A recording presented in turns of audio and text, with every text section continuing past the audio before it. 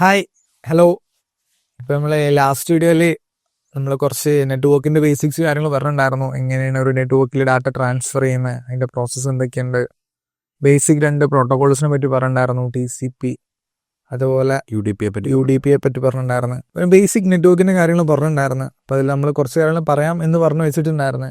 അതെ, അതായത് പോർട്ടും കാര്യങ്ങളൊക്കെ. അപ്പം അതിനെ പറ്റിയിട്ടൊക്കെ അല്ലേ നമ്മൾ ഈ ഒരു വീഡിയോ അതിനെപ്പറ്റിയാണ് നമ്മൾ പറയുക. അതായത് ഈ പോർട്ടുകളെ പറ്റിയും പോർട്ടുകളുമായിട്ട് റിലേറ്റ് ചെയ്തിട്ടുള്ള കാര്യങ്ങൾ, നെറ്റ്വർക്ക് സ്കാനിങ്, പോർട്ടുകൾ വെച്ചിട്ടുള്ള സ്കാനിങ് എങ്ങനെയാണ് ചെയ്യേണ്ടതെന്നുള്ളത്, പിന്നെ ഇവിടെ നമ്മൾ നോക്കുന്ന NMAP എന്ന് പറഞ്ഞൊരു ടൂള് അതെങ്ങനെയാണ് യൂസ് ചെയ്യുന്നത് എന്നുള്ളത്, പിന്നെ അതേപോലെ നമ്മൾ DNSൻ്റെ വർക്കിംഗ് കോൺസെപ്റ്റ്, DNS അല്ലെങ്കിൽ domain name system, domain name server എങ്ങനെയാണ് വർക്ക് ചെയ്യുന്നതെന്നുള്ള അതിൻ്റെ ഒരു കോൺസെപ്റ്റാണ് നമ്മൾ ഈ ഒരു വീഡിയോയിൽ നോക്കുക. അപ്പോൾ ടു സ്റ്റാർട്ട് വിത്ത് നമ്മൾ ആദ്യം നോക്കുന്നത് പോർട്ടുകളെയാണ്. പോർട്ട് എന്നുള്ള ഒരു കോൺസെപ്റ്റിനാണ് നമ്മൾ ആദ്യം നോക്കുന്നത്. പോർട്ട്, ഇന്റേണൽ പോർട്ട്സ് എന്ന് പറയുന്ന ഒരു കോൺസെപ്റ്റാണ്. അതായത് നമ്മൾ ലാസ്റ്റ് വീഡിയോയിൽ നമ്മൾ വർക്ക് ചെയ്യുന്നത് പോർട്ട് 21 പറഞ്ഞിട്ടുണ്ടായത്.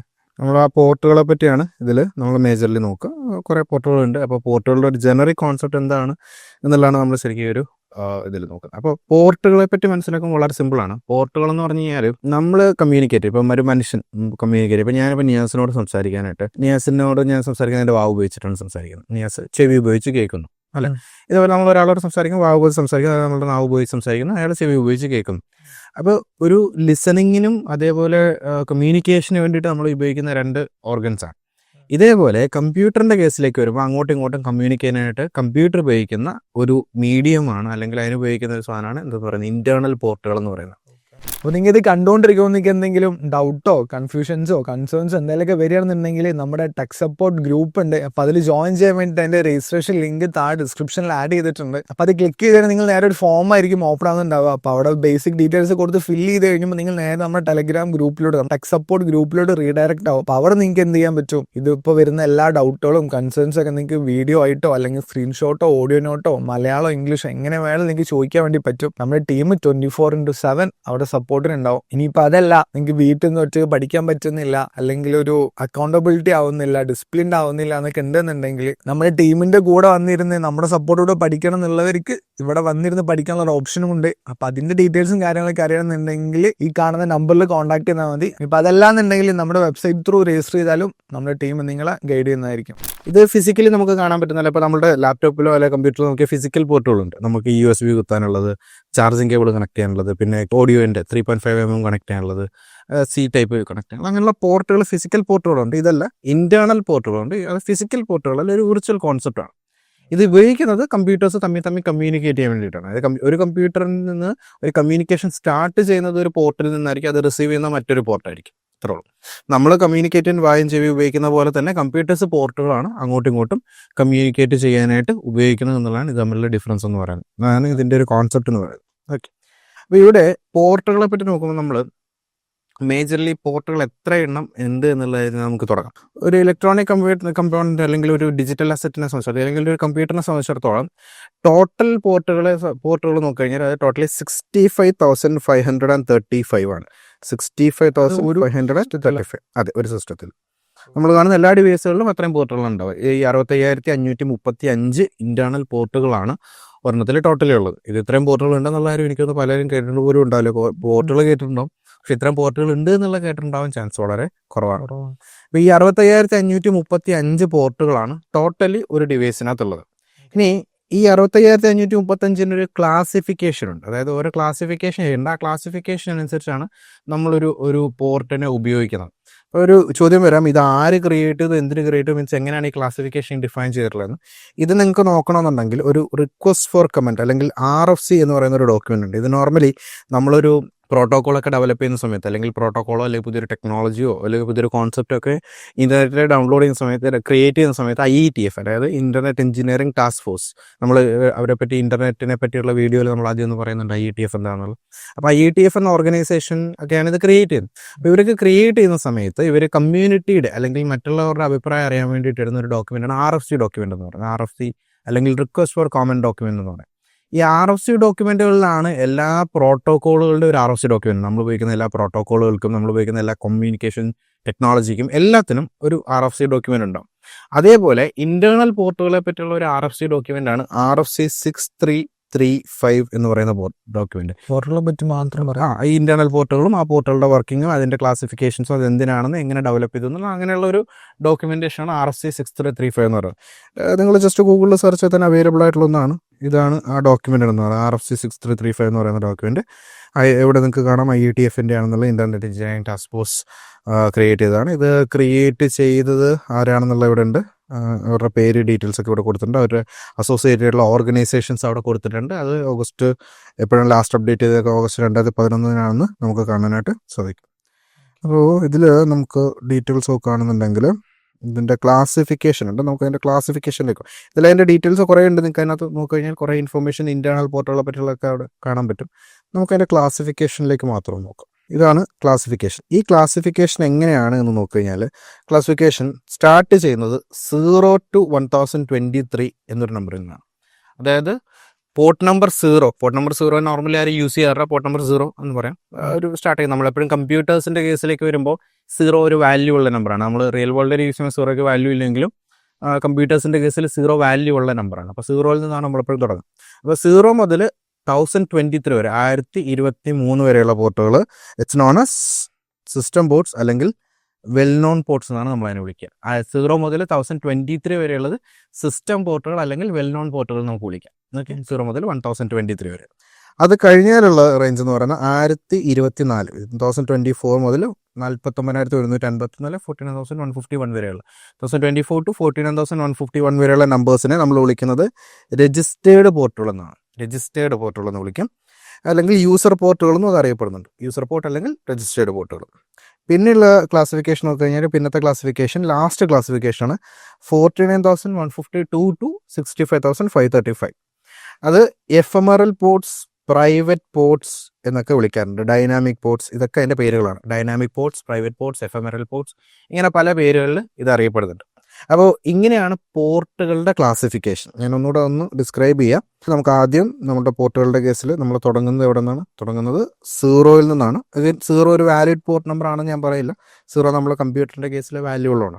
0 മുതൽ 1023 വരെ വെൽ നോൺ പോർട്സ്, 1024 മുതൽ 49,151 വരെ രജിസ്റ്റേർഡ് പോർട്ടുകൾ എന്ന് വിളിക്കാം. ദെൻ 49,152 മുതൽ 65,535 ലാസ്റ്റ് പോർട്ട് വരെയുള്ളതിനെ എഫെമറൽ അല്ലെങ്കിൽ പ്രൈവറ്റ് പോർട്ട്, പ്രൈവറ്റ് അല്ലെങ്കിൽ ഡൈനാമിക് എന്ന് വിളിക്കും. അപ്പോൾ ഇതാണ് ക്ലാസിഫിക്കേഷൻ. 0 മുതൽ 1023, 1024 to 49,151, 49,152 to 65,535. ഇനി ഈ ക്ലാസിഫിക്കേഷൻ്റെ ഇമ്പോർട്ടൻസ് എന്താണെന്ന് വെച്ച് കഴിഞ്ഞാൽ ഇതിൽ ആദ്യത്തെ 2 ക്ലാസിഫിക്കേഷനുള്ള പോർട്ടുകളാണ് നോർമലി അസൈൻ ചെയ്യുക. ഓരോ സർവീസുകൾക്കൊക്കെ അസൈൻ ചെയ്യുന്നത് ഈ ആദ്യത്തെ 2 ക്ലാസിഫിക്കേഷനിലാണ്.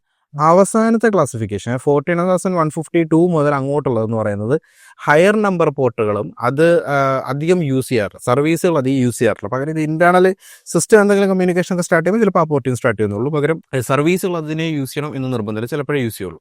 അപ്പോൾ ഈ ആദ്യത്തെ 2 സെറ്റ് ഓഫ് പോർട്ടുകളാണ്, 2 ക്ലാസിഫിക്കേഷനാണ് നമ്മൾ യൂസ് ചെയ്യുക. ഇതിൻ്റെ ഇമ്പോർട്ടൻസ് വരുന്ന എപ്പോഴാണെന്ന് വെച്ച് കഴിഞ്ഞാൽ നിങ്ങൾ പലപ്പോഴും സിസ്റ്റം അറ്റാക്ക് ചെയ്യുന്ന സമയത്ത് ഷെല്ലുകളൊക്കെ ഇടേണ്ട ആവശ്യം വരും. അപ്പോൾ ഷെല്ലുകളൊക്കെ ഇടേണ്ട ആവശ്യം വരും നമ്മളെന്താ ചെയ്യുക വെച്ച് കഴിഞ്ഞാൽ ഷെല്ലുകളൊക്കെ ഇടേണ്ട ആവശ്യം വരും നമ്മളെന്ത് ചെയ്യും? ഈ ഒരു സെക്കൻഡ് ലെവൽ ഓഫ് ക്ലാസിഫിക്കേഷൻ ആണ് നമ്മളൊരു പോർട്ട് യൂസ് ചെയ്യുക. അതായത് നിങ്ങൾ ഈ ഒരു ക്ലാസിഫിക്കേഷൻ ആയിരിക്കും യൂസ് ചെയ്യുക. കാര്യം സ്റ്റേബിൾ പോർട്ടുകൾ കൂടെ നമ്മൾ സ്റ്റേബിൾ പോർട്ടുകൾ എന്ന് വിളിക്കാറുണ്ട്. സ്റ്റേബിൾ പോർട്ടുകളാണ്. കാര്യം എന്താ വെച്ച് കഴിഞ്ഞാൽ അതിൽ കുറച്ചുകൂടെ സ്റ്റേബിൾ ആയിട്ടുള്ള കമ്മ്യൂണിക്കേഷൻ കിട്ടും. നിങ്ങൾ പലപ്പോഴും യൂട്യൂബിലൊക്കെ വീഡിയോസൊക്കെ ഈ ഷെല്ല് ചെയ്യുന്നതൊക്കെ വീഡിയോസ് കണ്ടിട്ടുണ്ടെങ്കിൽ അതിൽ പലപ്പോഴും നിങ്ങൾക്ക് കാണാം ഈ 4444 എന്നൊക്കെ പറഞ്ഞ നമ്പേഴ്സിൽ ഷെല്ലുകൾ ഇടുന്നത് കാണാം. അതിൻ്റെ റീസൺ ഈ സെക്കൻഡ് ക്ലാസിഫിക്കേഷനിലാണ് നമ്മൾ യൂസ് ചെയ്യുന്നത്. രജിസ്റ്റേർഡ് പോർട്ടുകൾ നമ്മൾ യൂസ് ചെയ്യുകയാണ്. ഹയർ നമ്പറുകൾ യൂസ് ചെയ്യുന്നത് വളരെ കുറവാണ്, കാരണം ഇത് അത്ര സ്റ്റേബിൾ ആയിട്ടുള്ളത്. അപ്പോൾ അതുകൊണ്ട് അധികം യൂസ് ചെയ്യുന്നത് വളരെ കുറവാണ്. ഒരുപാട് അങ്ങനെ യൂസ് ചെയ്യാറില്ല എന്നുള്ളതാണ്. പിന്നെ സിസ്റ്റം ഓട്ടോമാറ്റിക്കലി എന്തെങ്കിലും കമ്മ്യൂണിക്കേഷൻ സ്റ്റാർട്ട് ചെയ്യണമെങ്കിൽ ഇത് ഉപയോഗിക്കാറുണ്ട്. That's it. അപ്പോൾ മേജർലി ഇത്രയാണ് ഒരു ഇന്റേണൽ പോർട്ടിന്റെ ക്ലാസിഫിക്കേഷൻ എന്ന് പറയുന്നത്. ഒരു ഇന്റേണൽ പോർട്ടുകളുടെ ഒരു കോൺസെപ്റ്റ് അല്ലെങ്കിൽ അതിൻ്റെ ഒരു ക്ലാസിഫിക്കേഷൻ ഇങ്ങനെയാണ്. 0 മുതൽ 65,535 വരെയാണ്. ഇത് എല്ലാ ഡിവൈസുകളിലും, നിങ്ങളുടെ മൊബൈൽ ഫോണുകളിലും നിങ്ങളുടെ കമ്പ്യൂട്ടേഴ്സിലും എല്ലാത്തിലും ഇതുണ്ട്. അതേപോലെ ഈ ക്ലാസിഫിക്കേഷനിലായിരിക്കും ഇതുണ്ടാവുക. ഓക്കെ, ഇതിൽ ഓരോ പോർട്ടുകൾ ഇപ്പോൾ വളരെ വെൽ നോൺ ആയിട്ടുള്ള കുറച്ച് പോർട്ടുകളുണ്ട്. ഇപ്പോൾ ഫോർ എക്സാമ്പിൾ പോർട്ട് നമ്പർ 21 ഇത് പ്രീ അസൈൻ ചെയ്തിരിക്കുന്ന FTPക്കാണ്. അതേപോലെ പോർട്ട് നമ്പർ 80 ഇത് പ്രീ അസൈൻ ചെയ്തിരിക്കുന്ന HTTPക്കാണ്.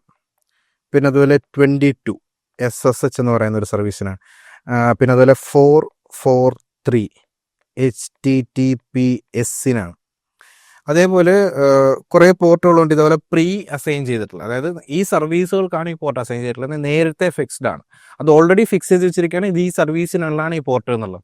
എന്ന് വെച്ചാൽ അവിടെ തന്നെ ആക്കണമെന്ന് നിർബന്ധമൊന്നുമില്ല. ഇപ്പോൾ FTP നിങ്ങൾക്ക് 21 റൺ ചെയ്യാൻ പറ്റുന്ന പോലെ തന്നെ ഇഷ്ടമുള്ള പോർട്ടിൽ റൺ ചെയ്യാം. ഇപ്പോൾ HTTP 80 തന്നെ റൺ ചെയ്യണം നിർബന്ധമൊന്നുമില്ല, ഇഷ്ടമുള്ള പോർട്ടിൽ റൺ ചെയ്യാം, ഡസൻ മാറ്റർ. നമ്മൾ ഏത് പോർട്ടിൽ വേണമെങ്കിലും നമുക്ക് HTTP റൺ ചെയ്യാം. കറന്റ് ഇരിക്കുന്നത് ഈ പോർട്ട് നമ്പറുകൾ ഒരു സ്റ്റാൻഡേർഡ് വേ എന്ന് പറയാം. ഇപ്പോൾ ഗ്ലോബലി എല്ലാവരും അക്സെപ്റ്റ് ചെയ്യുന്ന ഒരു സ്റ്റാൻഡേർഡ് വേ ഇങ്ങനെയാണ്. അപ്പോൾ ഇതിൽ നിന്ന് മാറ്റി നിങ്ങൾ ചെയ്താൽ അതിനനുസരിച്ചുള്ള മാറ്റങ്ങൾ നിങ്ങൾ എല്ലായിടത്തും വരുത്തുന്നുണ്ട്. ഇപ്പോൾ നിങ്ങളൊരു കോൺഫിഗറേഷൻ ഫയൽ ഡൗൺലോഡ് ചെയ്യുമ്പോൾ അവരതിനകത്ത് ബൈ ഡിഫോൾട്ട് ഇതായിരിക്കും മെൻഷൻ ചെയ്തിട്ടുള്ളത്. ഇപ്പോൾ ഫോർ എക്സാമ്പിൾ നിങ്ങളൊരു സെർവറിന് വേണ്ടിയിട്ട് കോൺഫിഗറേഷൻ അവിടെ നിന്നെങ്കിലും ഡൗൺലോഡ് ചെയ്യുന്നു, അവർ HTTPക്ക് ബൈ ഡിഫോൾട്ട് അസൈൻ ചെയ്തിരിക്കുന്ന 80 ആയിരിക്കും. നിങ്ങൾ ചിലപ്പോൾ വേറെ ഏതെങ്കിലും പോർട്ടിലാണ് റൺ ചെയ്യുന്നത്, നിങ്ങൾ അതിനനുസരിച്ച് പോർട്ട് മാറ്റി കൊടുക്കണം. ഒരു യൂണിവേഴ്സലി അക്സെപ്റ്റഡ് സ്റ്റാൻഡേർഡ് എന്ന് പറയുന്നത് ഇങ്ങനെയാണ്. പക്ഷേ ഇങ്ങനെ തന്നെ ആണോ നിർബന്ധമൊന്നുമില്ല, ഇഷ്ടമുള്ള പോർട്ടുകളിൽ നമുക്ക് ചെയ്യാം, ഇഷ്ടമുള്ള പോർട്ടുകളിൽ ഇഷ്ടമുള്ള സർവീസ് റൺ ചെയ്യും, ഡസൻ മാറ്റർ, ആരും ചോദിക്കാനൊന്നുമില്ല, ഇറ്റ്സ് അപ് ടു അസ്. ഒരു നെറ്റ്വർക്ക് അഡ്മിനിസ്ട്രേറ്റർ അല്ലെങ്കിൽ ഒരു സിസ്റ്റം അഡ്മിനിസ്ട്രേറ്ററിന്റെ കൺട്രോളിൽ വരുന്ന കാര്യമാണ് ഏത് പോർട്ട് ഏത് സർവീസ് റൺ ചെയ്യണമെന്നുള്ളത്. അയാൾക്ക് ഇഷ്ടമുള്ള പോലെ ചെയ്യാം.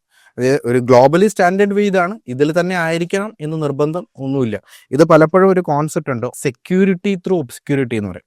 എന്ന് പറഞ്ഞാൽ നമ്മളൊരു കാര്യത്തെ ഒളിപ്പിച്ച് വെച്ച് സെക്യൂരിറ്റി കൊടുക്കുക, അതിനെ സെക്യൂരിറ്റി ത്രൂ ഒബ്സ്ക്യൂരിറ്റി എന്ന് പറയും. അപ്പോൾ നമ്മളിപ്പോൾ ഫോർ എക്സാമ്പിൾ ഒരാളെ ഇപ്പോൾ SSH എന്ന് പറയുന്നത് നമ്മൾ ശരിക്കും ഈ ലോഗിൻ ചെയ്യാനൊക്കെ യൂസ് ചെയ്യുന്നത്, നമ്മുടെ യൂസർ നെയിമും പാസ്വേഡൊക്കെ കൊടുത്താൽ ലോഗിൻ ചെയ്യും.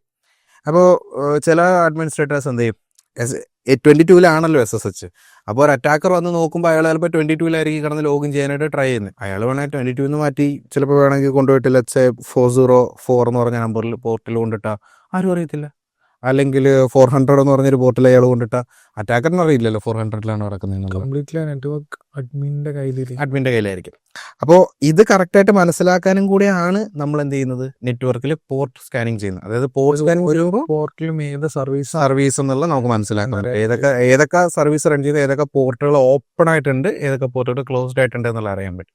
അതാണ് അടുത്തൊരു കൺസെപ്റ്റ്. FTP റൺ ചെയ്യുമ്പോൾ മാത്രമാണ് 21 പോർട്ട് ഓപ്പൺ ആവുന്നത്. അതാണ് ഞാൻ പറഞ്ഞപ്പോൾ FTP റൺ ചെയ്യുമ്പോൾ ആണ് നോർമലി 21 ഓപ്പൺ ആക്കുക. പക്ഷെ വേണമെങ്കിൽ ഒരു നെറ്റ്വർക്ക് അഡ്മിൻ ഒരു കാര്യമില്ലാണ്ട് ഓപ്പൺ ആക്കിയിടാം, വേറെ ഓപ്പൺ ആക്കിയിടാം. അല്ലെങ്കിൽ ഒരു വേണമെങ്കിൽ വെറുതെ ഒരു സർവീസ് വേറെ എന്തെങ്കിലും ഒരു സർവീസ് അതിൽ കൊണ്ട് റൺ ചെയ്യാം, വേറെ ഏതെങ്കിലും ഒരു സോഫ്റ്റ്വെയർ സർവീസ് അല്ലെങ്കിൽ വേറെ ഏതെങ്കിലും ഒരു പ്രോട്ടോകോൾ അതിനകത്തിട്ടിട്ട് അത് റൺ ചെയ്യും. It's up to the particular administrator എന്ത് ചെയ്യണമെന്നുള്ളത്. പിന്നെ ഇവിടെ നമ്മൾ ഒരു കാര്യം കൂടെ, അതായത് പോർട്ടുകളെ സംബന്ധിച്ചിടത്തോളം ഉള്ള അടുത്തൊരു കോൺസെപ്റ്റ് എന്ന് പറഞ്ഞാൽ ഇതാണ്. അതായത് ഒരു പോർട്ട് പല സ്റ്റേറ്റുകളാണ് ഒരു പോർട്ടിനുണ്ടാവുക. നിങ്ങൾ നെറ്റ്വർക്ക് സ്കാനിങ് ചെയ്യുന്ന സമയത്ത് നിങ്ങൾക്ക് പല സ്റ്റേറ്റുകൾ ഒരു പോർട്ടിൽ കാണാൻ പറ്റും. അതിലൊരു സ്റ്റേറ്റ് എന്ന് പറയുന്നത് ഓപ്പൺ എന്ന് പറയുന്ന സ്റ്റേറ്റാണ്. ഓപ്പൺ എന്ന് പറഞ്ഞാൽ അതിൻ്റെ മീനിങ് എന്താണെന്ന് വെച്ച് കഴിഞ്ഞാൽ, ഒരു പോർട്ട് നിങ്ങൾ സ്കാൻ ചെയ്യുന്ന സമയത്ത് ഓപ്പൺ എന്നാണ് കാണിക്കുന്നതെങ്കിൽ അതിൻ്റെ അർത്ഥം ആ പർട്ടിക്കുലർ പോർട്ടിൽ ഒരു സർവീസ് റൺ ചെയ്യുന്നുണ്ട്. അതായത് പോർട്ട് ഓപ്പൺ എന്ന് പറഞ്ഞാൽ അതിൻ്റെ അർത്ഥം ഇതാണ്, ആ പോർട്ട് കമ്മ്യൂണിക്കേഷന് ഓപ്പൺ ആണ്, അതിലൊരു സർവീസ് റൺ ചെയ്യുന്നുണ്ട്, ആ സർവീസ് നിങ്ങളുടെ കമ്മ്യൂണിക്കേഷന് റെഡിയാണ്. ഇതാണ് അതിൻ്റെ മീനിങ്. ഓപ്പൺ എന്ന് പറഞ്ഞ സ്റ്റാറ്റസ് ആണ് കിടക്കുന്നതെങ്കിൽ അതിൻ്റെ അർത്ഥം അതിലൊരു സർവീസ് ഉണ്ട്, ആ സർവീസ് നിങ്ങളുമായിട്ട് കമ്മ്യൂണിക്കേഷന് തയ്യാറാണ്. ഇതാണ് ഓപ്പൺ എന്ന് പറഞ്ഞ സ്റ്റാറ്റസിൻ്റെ മീനിങ് എന്ന് പറയുന്നത്. ഓപ്പൺ എന്ന് പറഞ്ഞാൽ ഇതാണ് മീൻ ചെയ്യുന്നത്. പിന്നെ ഉള്ളതെന്ന് പറയുന്നത് ക്ലോസ്ഡ് എന്ന് പറയുന്ന ഒരു സ്റ്റാറ്റസ് ആണ്. ക്ലോസ്ഡ്, ഇതിൻ്റെ അർത്ഥം പലതാവാം. അതായത് ഒന്നെങ്കിൽ അതിനകത്ത് ചിലപ്പോൾ സർവീസ് റണ്ണിങ് ആവാം, ചിലപ്പോൾ റണ്ണിങ് ആവില്ല എന്ന് വരാം. റണ്ണിങ് ആവുന്ന പോർട്ട് ക്ലോസ്ഡ് ആയിട്ട് കാണിക്കോ? സർവീസ് റണ്ണിങ് ആവുന്ന പോർട്ടുകൾ ക്ലോസ്ഡ് ആക്കാൻ പറ്റും, പക്ഷേ അവിടെ വേണമെങ്കിൽ കമ്മ്യൂണിക്കേഷൻ റെഡി അല്ല എന്നുള്ള രീതിയിൽ അതിനാക്കാം. ചിലപ്പോൾ സർവീസ് അവിടെ ഉണ്ടാവും, പക്ഷേ സർവീസ് കമ്മ്യൂണിക്കേഷൻ അക്സെപ്റ്റ് ചെയ്യാൻ തയ്യാറായി വരില്ല. ചിലപ്പോൾ നിങ്ങൾ സർവീസ് അവിടെ റൺ ചെയ്യുന്നുണ്ടാവും, നിങ്ങളിപ്പോൾ കമ്മ്യൂണിക്കേറ്റ് ചെയ്ത് നോക്കുമ്പോൾ എന്ത് ചെയ്യും, അത് ചിലപ്പോൾ റെഫ്യൂസ് ചെയ്ത് വരാം.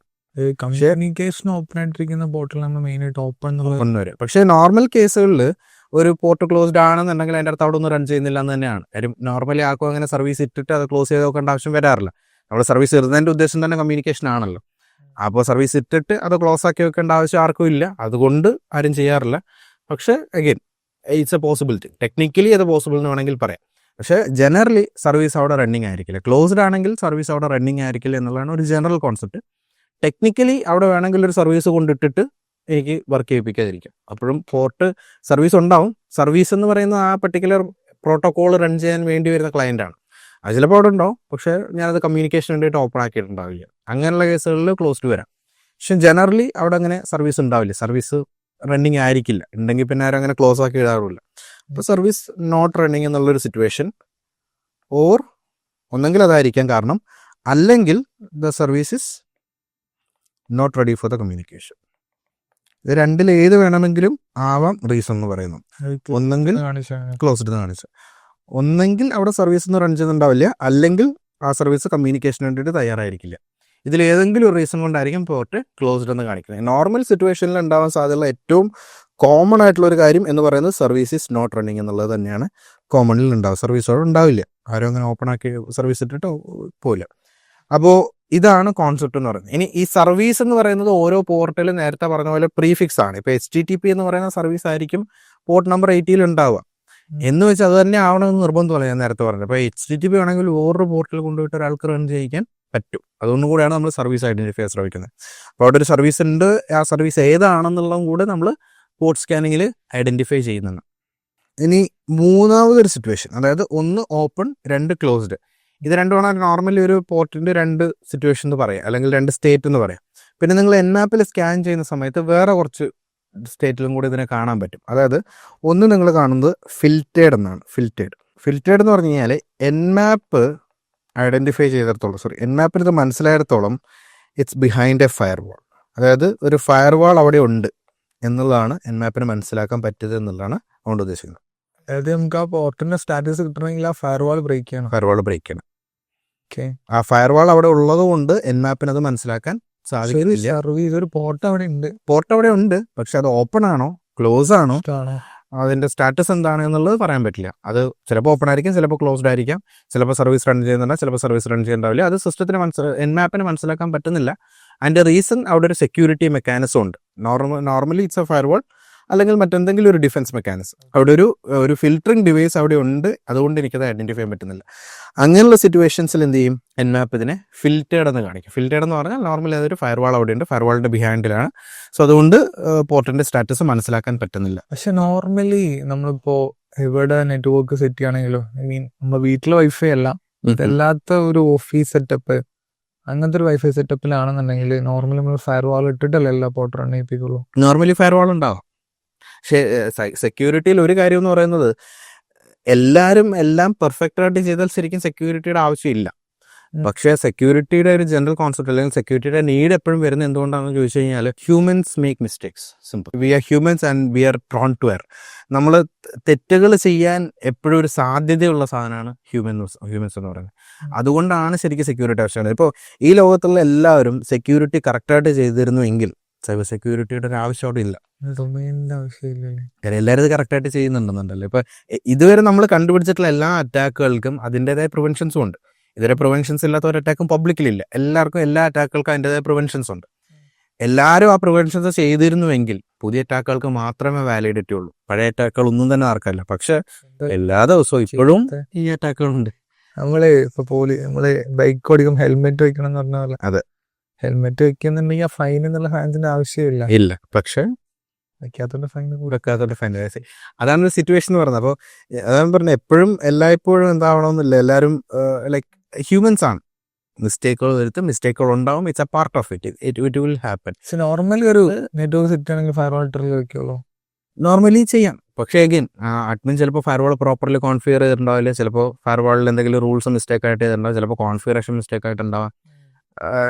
ഒരു മിസ്റ്റേക്ക് വരാനുള്ള സാധ്യത എപ്പോഴും വളരെ കൂടുതലാണ്. എല്ലാം പ്രോപ്പറായിട്ട് ചെയ്തിട്ടുണ്ടെങ്കിൽ നമുക്ക് അറ്റാക്ക് ചെയ്യാനും പറ്റില്ല. അതാണല്ലോ സെക്യൂരിറ്റിയുടെ ഒരു പ്രശ്നം. അതായത് ഒരാൾ എല്ലാ കാര്യങ്ങളും അവരുടെ സെക്യൂരിറ്റി ടീം എല്ലാ കാര്യങ്ങളും വളരെ പെർഫെക്റ്റ് ആയിട്ടാണ് ചെയ്തിട്ടുള്ളതെന്നുണ്ടെങ്കിൽ നമുക്കവിടെ അറ്റാക്ക് ചെയ്യാനുള്ള ഒരു പോസിബിലിറ്റി ഇല്ല. പിന്നെ എവിടെയാണോ ആള് സെറ്റപ്പ് ചെയ്യാന്ന് പറയുമ്പോൾ നമ്മളിപ്പോൾ ഒരു നെറ്റ്വർക്ക് ബിൽഡ് ചെയ്യാൻ, നെറ്റ്വർക്ക് വെക്കാൻ ഒരു ഓഫീസ് വൈഫൈ, ഒബ്വിയസ്ലി നമ്മൾ എടുക്കുന്ന ഇന്റർനെറ്റ് നമ്മൾ നേരത്തെ മുമ്പത്തെ വീട്ടിലൊക്കെ പറഞ്ഞിട്ടുള്ള പോലെ ISP എന്നായിരിക്കും നമ്മളൊരു വൈഫൈ അല്ലെങ്കിൽ റൗട്ടർ എടുക്കുന്നത്, ഒരു കണക്ഷൻ എടുക്കുന്നത്. അവർ തന്നെയാണോ ഫയർവാൾ സെറ്റപ്പ് ചെയ്തിട്ട്, അല്ലെങ്കിൽ നമ്മളായിട്ട് തന്നെ? അല്ല, നോർമലി അവർക്ക് അതിനകത്ത് പ്രത്യേകിച്ച് ജോലിയൊന്നുമില്ല. പിന്നെ നോർമലി ഇപ്പോഴുള്ള മോഡംസിലൊക്കെ ഇൻബിൽറ്റ് ഫയർവാൾ സിസ്റ്റംസ് ഉണ്ട്. അപ്പോൾ നമുക്ക് വേണമെങ്കിൽ അത് എനേബിൾ ചെയ്യാം. നമ്മുടെ വീട്ടിലൊക്കെ ആണെന്നുണ്ടെങ്കിൽ നമുക്ക് അതിനെ എനേബിൾ ചെയ്യാം. പിന്നെ നോർമലി ഒരു ഓർഗനൈസേഷൻ സെറ്റപ്പിൽ നമ്മുടെ ഇന്റേണൽ IT ടീമോ അല്ലെങ്കിൽ നെറ്റ്വർക്ക് അഡ്മിൻസോ സിസ്റ്റം അഡ്മിൻസോ ഒക്കെയാണ് ഇത് സെറ്റപ്പ് ചെയ്യേണ്ടത്. അങ്ങനെയാണ് സെറ്റപ്പ് ചെയ്യാറ്. ആർക്ക് വേണമെങ്കിലും ചെയ്യാം. ISPസിന് അതിനകത്ത് പ്രത്യേകിച്ച് റോളൊന്നുമില്ല. പിന്നെ അവരാകപ്പാട് ചെയ്യുന്ന ഒരു റോളെന്ന് പറയുന്നത്, ഈ മോഡം തരുമ്പോൾ ആ മോഡത്തിനകത്ത് ഫയർവാളുകൾ ഉണ്ടാവാറുണ്ട്. ഇപ്പോഴത്തെ മോസ്റ്റ് മോഡേൺ മോഡംസിലൊക്കെ ഇൻബിൽറ്റ് ഫയർവാൾ ഉണ്ടാവും. അപ്പോൾ നമുക്കത് ഇനേബിൾ ചെയ്തിട്ട് കഴിഞ്ഞാൽ നോർമലി ഫയർവാൾ ഉണ്ടാവും. പിന്നെ കമ്പ്യൂട്ടേഴ്സിൽ, നമ്മുടെ കയ്യിലുള്ള കമ്പ്യൂട്ടേഴ്സിലൊക്കെ ഇൻബിൽറ്റ് ഫയർവാൾ സിസ്റ്റംസ് ഉണ്ട്. മോസ്റ്റ്ലി എല്ലാ കമ്പ്യൂട്ടേഴ്സിലും ഇൻബിൽറ്റ് ഫയർവാൾ സിസ്റ്റംസ് ഉണ്ട്. അത് ഇനേബിൾ ചെയ്താൽ.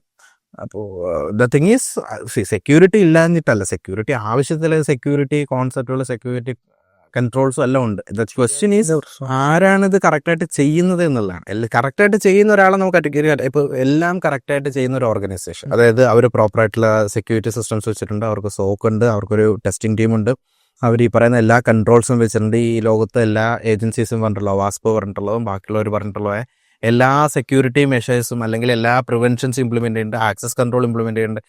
ഇങ്ങനെ എല്ലാം വളരെ പെർഫെക്റ്റ് ആയിട്ട് ചെയ്തൊരു ഓർഗനൈസേഷൻ ഉണ്ട് എന്നുണ്ടെങ്കിൽ അതിനെ ആർക്കും അറ്റാക്ക് ചെയ്യാൻ പറ്റില്ല എന്നുള്ളതാണ് സത്യം. പിന്നെ അല്ലെങ്കിൽ ആരും ഇതുവരെ കണ്ടുപിടിക്കാത്തൊരു വൾണറബിലിറ്റി വെച്ച് 0 ഡേ വൾണറബിലിറ്റീസ് എന്ന് പറഞ്ഞാൽ അത് ആരെങ്കിലും കണ്ടുപിടിച്ച് ചിലപ്പോൾ അറ്റാക്ക് ചെയ്യാൻ പറ്റും. പക്ഷെ അൺലെസ് അതിന് അറ്റാക്ക് ചെയ്യാൻ ആർക്കും പറ്റില്ല എന്നുള്ളതാണ് സത്യം. എല്ലാ കാര്യങ്ങളും വളരെ പെർഫെക്റ്റ് ആയിട്ട് ചെയ്തിട്ടുള്ള ഒരു ഓർഗനൈസേഷൻ വെച്ചിട്ടുള്ളത്. പക്ഷേ ശരിക്കുള്ള സംഭവം അതാണ് ഐഡിയൽ ഓപ്ഷനെങ്കിലും ശരിക്കും റിയാലിറ്റിയിലേക്ക് വരുമ്പോൾ ആളുകൾ മിസ്റ്റേക്കുകൾ ഉണ്ടാക്കും. ചിലപ്പോൾ എല്ലാം ചെയ്തിട്ടുണ്ടാവും, ചിലപ്പോൾ ഒരു ചെറിയ കോൺഫിഗറേഷൻ ആയിട്ട് ഇട്ടുണ്ടാവും, ചിലപ്പോൾ എല്ലാ കാര്യങ്ങളും കറക്റ്റായിട്ട് ചെയ്തിട്ടുണ്ടാവും, ചിലപ്പോൾ ഒരു പാസ്വേഡ് തെറ്റായിട്ടായിരിക്കും ഇട്ടുണ്ടാവും, അല്ലെങ്കിൽ പാസ്വേഡ് സിമ്പിൾ ആയിരിക്കും ഇട്ടിട്ടുണ്ടാവും, ചിലപ്പോൾ എല്ലാം കറക്റ്റായിട്ട് ചെയ്തിട്ടുണ്ടാവും, പാസ്വേഡ് എവിടെയെങ്കിലും കൊണ്ട് എഴുതിയിട്ടിട്ടുണ്ടാവും. ഇതെല്ലാം ഇത് മനുഷ്യനെന്ന് പറയുന്നത് humans make mistake. Cyber security എന്ന് പറയുന്നതിനകത്ത്, സൈബർ സെക്യൂരിറ്റി ചെയിനിനകത്ത് ഏറ്റവും വീക്കസ്റ്റ് ലിങ്ക് എന്ന് പറയുന്നത് ഹ്യൂമൻസ് ആണ്. വേറെ എന്തിനെ നമുക്ക് ട്രെയിൻ ചെയ്യും, വേറെ എന്തിനെ നമുക്ക് പ്രോഗ്രാം എഴുതിയോ അല്ലെങ്കിൽ കൺട്രോൾ വെച്ച് ഇങ്ങനെ ചെയ്യുന്നത് അങ്ങനെ തന്നെ ചെയ്യും. അതെ, കമ്പ്യൂട്ടേഴ്സിനോട് നമുക്കത് പറയാം. ഇത് ചെയ്യുന്ന പറഞ്ഞാൽ അതിനപ്പുറത്തേക്ക് പോകില്ല. പക്ഷേ ഹ്യൂമൻസ് എന്തല്ല. ഇപ്പം നിങ്ങൾ തന്നെ ആലോചിച്ച് നോക്കുക, നിങ്ങളൊരാളോട് ഇപ്പം നിങ്ങൾ വർക്ക് ചെയ്യുന്ന ഒരു കമ്പനി അല്ലെങ്കിൽ നിങ്ങൾ വർക്ക് ചെയ്യുന്ന ഒരാൾ നിങ്ങളുടെ കൊളീഗ്സിനോട് നിങ്ങൾ പാസ്വേഡിനെ പറ്റി പറഞ്ഞിട്ട് ഇടയിൽ ആരോടും പറയില്ല എന്ന് പറഞ്ഞാൽ നിങ്ങൾക്ക് ഉറപ്പുണ്ടാവും പറയില്ല എന്നുള്ളത്. ദാറ്റ്സ് അപ്പോൾ പക്ഷേ കമ്പ്യൂട്ടർ ആണെന്നുണ്ടെങ്കിൽ കമ്പ്യൂട്ടർ ചെയ്യില്ല. അതേപോലെ അല്ല മനുഷ്യൻ എന്ന് പറഞ്ഞാൽ ഏറ്റവും വീക്കസ്റ്റ് ലിങ്കാണ്. ഒരു അറ്റാക്ക് ഉണ്ടാവാനുള്ള ഏറ്റവും പ്രോൺ ആയിട്ടുള്ള ഏറ്റവും പോസിബിൾ കൂടുതലുള്ളത് ഹ്യൂമൻസിലാണ്. നമ്മൾ ഏതൊരു സൈബർ അറ്റാക്ക് എടുത്ത് പഠിച്ചാലും നമുക്ക് മനസ്സിലാക്കാൻ പറ്റും ഏതെങ്കിലും ഒരു ഭാഗത്ത് ആരുടെയെങ്കിലും കയ്യിൽ ഒരു മിസ്റ്റേക്ക് ഉണ്ടാവും. ആ മിസ്റ്റേക്ക് നടന്നില്ലായിരുന്നുവെങ്കിൽ ചിലപ്പോൾ അറ്റാക്ക് ഉണ്ടാവില്ലായിരുന്നു. അറ്റാക്ക് ഉണ്ടാകാനുള്ള റീസൺ അതാണ്. ഇപ്പോൾ ഊബറിൻ്റെ ഡാറ്റ ബ്രീച്ച് നടന്നത് കഴിഞ്ഞതിൻ്റെ മുമ്പത്തെ വർഷമായിട്ടാണ്. അപ്പോൾ ഊബറിൻ്റെ ഡാറ്റ ബ്രീച്ചിൽ അതിലൊരു കസ്റ്റമർ കെയറിൽ എക്സിക്യൂട്ടീവിനോട് സംസാരിച്ച് അയാൾ കൊടുത്ത് ആക്സസ് ചെയ്യുന്നതാണ് അറ്റാക്കർ ആ എൻ്റയർ കമ്പനിയെ ബ്രേക്ക് ചെയ്തത്, എൻ്റയർ കമ്പനിയുടെ ഡാറ്റ ബ്രീച്ച് ചേർത്ത്. ഇപ്പോൾ അതേപോലെ നമ്മൾ ഏതൊരു അറ്റാക്ക് എടുത്താലും one way or other way നമുക്ക് കാണാൻ പറ്റും ഹ്യൂമൻസ് അതിനകത്ത് പാർട്ടായിരുന്നു എന്നുള്ളത്. അതായത് ഏതെങ്കിലും ഒരു ഭാഗത്ത് ഏതെങ്കിലും ഒരാൾ അയാൾ ചെയ്യേണ്ട കാര്യം പ്രോപ്പർലി ചെയ്യാത്തതുകൊണ്ട് അയാൾ ചെയ്ത മിസ്റ്റേക്കുകൾ കൊണ്ടാണ് ഒരു സൈബർ അറ്റാക്കറിന് അല്ലെങ്കിൽ ഒരു ഹാക്കറിന് അതിനകത്തേക്ക് കയറാൻ സാധിച്ചു. അപ്പോൾ സൈബർ സെക്യൂരിറ്റി എന്ന് പറയുന്നത് സംഭവിക്കുന്നത് അല്ലെങ്കിൽ അത് അവിടെ ഉള്ളതിൻ്റെ കാര്യം ഈ മിസ്റ്റേക്കുകൾ കൊണ്ടാണ്. അപ്പോൾ നമ്മൾ ഇത് ചെയ്താൽ പോരെ എന്ന് ചിന്തിച്ചാൽ ശരിയാണ്, അത് ചെയ്താൽ മതി. പക്ഷേ ചെയ്യണം, ദാറ്റ്സ് ദ തിങ്. ചെയ്താൽ മതി. ഇപ്പോൾ ഈ പറഞ്ഞ പോലെ ഫയർവാൾ വെച്ചാൽ മതി. പക്ഷേ ഫയർവാൾ വെക്കണ്ടേ, അതാണ് പ്രശ്നം. ഇനി ഫയർവാൾ വെച്ചു എന്ന് തന്നെ വെച്ചോ, അത് പ്രോപ്പറായിട്ട് വെക്കണ്ടേ, അതാണ് അടുത്ത പ്രശ്നം. ഇതൊക്കെ ഒരു പോസിബിൾ തിങ് ആണ്. അപ്പോൾ ദാറ്റ്സ് വാട്ട് ഇറ്റ് ഈസ്. അപ്പോൾ ഈവൻ തോ അങ്ങനെ ആരെങ്കിലും ചെയ്തിട്ടുണ്ടെന്നുണ്ടെങ്കിൽ എൻമാപ്പ് എന്ത് കാണിച്ചു തരും? ഫിൽറ്റേർന്ന് കാണിച്ചെന്നാൽ നമുക്ക് മനസ്സിലാക്കാം okay there is A firewall and it is configured properly. അപ്പോൾ നോർമൽ അങ്ങനെയുള്ള സിറ്റുവേഷൻ നമ്മൾ ഫയർവാൾ ഇവേഷൻ എന്ന് പറയുന്നൊരു കോൺസെപ്റ്റ്. ഫയർവാളിനെ ഇവേഡ് ചെയ്യാനായിട്ട് പല രീതിയിൽ നമ്മൾ അറ്റാക്കുകളൊക്കെ ചെയ്ത് ഫയർവാളിനെ ഇവേഡ് ചെയ്യാൻ ശ്രമിക്കും. ചിലപ്പോൾ ഇവേഷൻ സക്സസ്ഫുൾ ആവും, ചിലപ്പോൾ ഇവേഷൻ ഫെയിലിയർ ആവും, ഡിപ്പെൻസ്. അപ്പോൾ എനിവേ ഫിൽറ്റേർഡ് എന്ന് പറഞ്ഞാൽ അതാണ്. പിന്നെയുള്ള രണ്ട് സിറ്റുവേഷൻ എന്ന് പറയുന്നത് ഇതാണ് ഓപ്പൺ ക്ലോസ്ഡ് എന്ന് പറയും, ഓപ്പൺ ഓർ ക്ലോസ്ഡ് എന്ന് പറയും. അതായത് ഒന്ന് ഓപ്പണും ഒന്ന് ക്ലോസ്ഡ് ആണ്. അത് ഡെഫിനറ്റീവ് ആണ് റിസൾട്ട് എന്ന് പറഞ്ഞാൽ. ഓപ്പൺ എന്ന് പറഞ്ഞാൽ സർവീസ് ഉണ്ട്, സർവീസ് റണ്ണിങ് ആണ്, കമ്മ്യൂണിക്കേഷൻ തയ്യാറാണ്. ക്ലോസ്ഡ് എന്ന് പറഞ്ഞാൽ ഒന്നെങ്കിൽ സർവീസ് ഇല്ല അല്ലെങ്കിൽ കമ്മ്യൂണിക്കേഷൻ തയ്യാറില്ല, അത് ഡെഫിനറ്റീവ് ആണ്. ഓപ്പൺ ഓർ ക്ലോസ്ഡ് എന്നൊരു സ്റ്റാറ്റസ് വരും. എന്ന് പറഞ്ഞു കഴിഞ്ഞാൽ എൻമാപ്പിന് മനസ്സിലാക്കാൻ പറ്റുന്നില്ല പോർട്ട് ഓപ്പൺ ആണോ ക്ലോസ്ഡ് ആണോ എന്നുള്ളത്. ഫയർവാൾ ഒന്നുമില്ല. ഫിൽറ്റേർഡ് ആണെങ്കിൽ നമുക്ക് പറയാൻ പറ്റില്ല, പക്ഷേ ഫിൽറ്റേർഡ് എന്ന് പറയാം, ഫയർവാൾ ഉണ്ടെന്ന് പറയും. ഇവിടെ പക്ഷേ ഫയർവാൾ ഒന്നുമില്ല. ഫോർ സം റീസൺ എൻമാപ്പിന് എന്ത് ചെയ്യാൻ പറ്റുന്നില്ല, ഓപ്പൺ ആണോ ക്ലോസ്ഡ് ആണോ എന്ന് മനസ്സിലാക്കാം. ചിലപ്പോൾ പോർട്ട് ചിലപ്പോൾ റെസ്പോണ്ട് കഴിഞ്ഞിട്ടായിരിക്കാം, ചിലപ്പോൾ പോർട്ടിന്റെ റെസ്പോൺസ് എൻമാപ്പിന് മനസ്സിലാക്കാൻ പറ്റാത്തായിരിക്കാം, നമ്പർ ഓഫ് റീസൺസ് വരാം. അപ്പോൾ അത് ഫോർ സം റീസൺ എൻമാപ്പിന് എന്ത് ചെയ്യാൻ പറ്റുന്നില്ല, ഇത് ഓപ്പൺ ആണോ ക്ലോസ്ഡ് ആണോ എന്ന് ഡെഫിനിറ്റീവായിട്ട് പറയാൻ പറ്റുന്നില്ല. ചിലപ്പോൾ ഇത് ഓപ്പൺ ആവാം, ചിലപ്പോൾ ഇത് ക്ലോസ്ഡ് ആവാം. ഡെഫിനിറ്റീവ്ലി ഇത് ഓപ്പൺ ആണ് അല്ലെങ്കിൽ ഡെഫിനിറ്റീവ്ലി ഇത് ക്ലോസ്ഡ് ആണ് എന്ന് 100% കോൺഫിഡൻസിൽ പറയാൻ ആർക്ക് സാധിക്കില്ല, എൻമാപ്പിന് സാധിക്കില്ല. അതുകൊണ്ടാണ് എൻമാപ്പ് എന്ത് പറയുക, ഓപ്പൺ ഓർ ക്ലോസ്ഡ് എന്ന് പറയും. അപ്പോൾ ഓപ്പൺ ഓർ ക്ലോസ്ഡ് എന്ന് പറഞ്ഞു കഴിഞ്ഞാൽ ഇതിൽ രണ്ടിലേതെങ്കിലും ആവാം. പിന്നെ ഇപ്പം എന്ന് പറയുന്നത് നമ്മൾ പോർട്ട് സ്കാൻ ചെയ്യാൻ യൂസ് ചെയ്യുന്ന എൻമാപ്പ് പോർട്ട് സ്കാൻ ചെയ്യാൻ വേണ്ടിയിട്ട് മാത്രമേ നമ്മൾ ആ ടൂളിലേക്കാണ് പിന്നെ വരിക. അപ്പോൾ എൻമാപ്പ് എന്ന് പറഞ്ഞ ഒരു ടൂളാണ് നമ്മൾ ഇതിന് ഏറ്റവും കൂടുതൽ യൂസ് ചെയ്യുന്ന ഒരു ടൂൾ എന്ന് പറയുന്നത്. പിന്നെ വരുന്ന സാധനം എന്ന് പറഞ്ഞാൽ രണ്ടാമതാണ് ഫിൽറ്റേർഡ് ഓർ ഓപ്പൺ, പിന്നെ ഫിൽറ്റേർഡ് ഓർ ക്ലോസ്. അതായത് ഇതും സെയിം കോൺസെപ്റ്റ് തന്നെയാണ്. എൻമാപ്പിന് ഡെഫിനിറ്റീവ്ലി എന്ത് ചെയ്യാൻ പറ്റില്ല, ഇത് ഫിൽറ്റേർഡ് ആണെന്നോ അല്ലെങ്കിൽ ഓപ്പൺ ആണെന്നോ പറയാൻ പറ്റില്ല. അല്ലെങ്കിൽ എൻമാപ്പിന് ഡെഫിനിറ്റീവ്ലി ഇത് ഫിൽറ്റേർഡ് ആണെന്നോ ക്ലോസ്ഡ് ആണെന്നോ പറയാനും പറ്റില്ല. ചിലപ്പോൾ ഇതിലേതെങ്കിലും ഒന്നായിരിക്കാം എന്നൊരു പോസിബിലിറ്റി എൻമാപ്പ് പറയാം, 50-50 ചാൻസ്. അതിൽ ഏതാവണം എന്നുള്ളതൊക്കെ നമ്മളുടെ ഫർദർ അനാലിസിസിൽ നമുക്ക് മനസ്സിലാക്കാൻ പറ്റുള്ളൂ. ഇനിഷ്യൽ അനാലിസിസിൽ എൻമാപ്പിന് ഇത്രയാണ് മനസ്സിലാക്കാൻ പറ്റും. അപ്പോൾ ഇങ്ങനെയാണ് പോർട്ട് സ്കാനിങ്ങിൽ നിങ്ങൾക്ക് വരാൻ സാധ്യതയുള്ള ഔട്ട്കംസ് അതായത് നിങ്ങൾ എൻമാപ്പ് എന്ന് പറഞ്ഞ ടൂൾ, എൻമാപ്പ് അല്ലെങ്കിൽ നെറ്റ്വർക്ക് മാപ്പർ എന്ന ടൂൾ ഉപയോഗിച്ച് നിങ്ങൾ പോർട്ട് സ്കാനിങ് ചെയ്തു, ഇന്റേണൽ പോർട്ടുകളെ സ്കാൻ ചെയ്തു. ആ സ്കാൻ ചെയ്യുമ്പോൾ നിങ്ങൾക്ക് കിട്ടാൻ സാധ്യതയുള്ള റിസൾട്ടുകളിൽ ഒന്ന് ഓപ്പൺ ആവാം, സർവീസിന് റെഡിയാണ്, കമ്മ്യൂണിക്കേഷൻ റെഡിയാണ്. 2 ക്ലോസ്ഡ് ആവാം, പിന്നെ ഫിൽറ്റേഡ് ആവാം, പിന്നെ ഓപ്പൺ ഓർ ക്ലോസ്ഡ് ആവാം, ഫിൽറ്റേഡ് ഓർ ഓപ്പൺ ആവാം, ഫിൽറ്റേഡ് ഓർ ക്ലോസ്ഡ് ആവാം. ആ 3 സിറ്റുവേഷനിലും open closed, filtered open, filtered close, ഈ 3 സിറ്റുവേഷനിലും അത് മീൻ ചെയ്യുന്നത് ഇതിലേതാണ് എന്ന് മനസ്സിലാക്കാൻ എൻമാപ്പിന് സാധിക്കുന്നില്ല.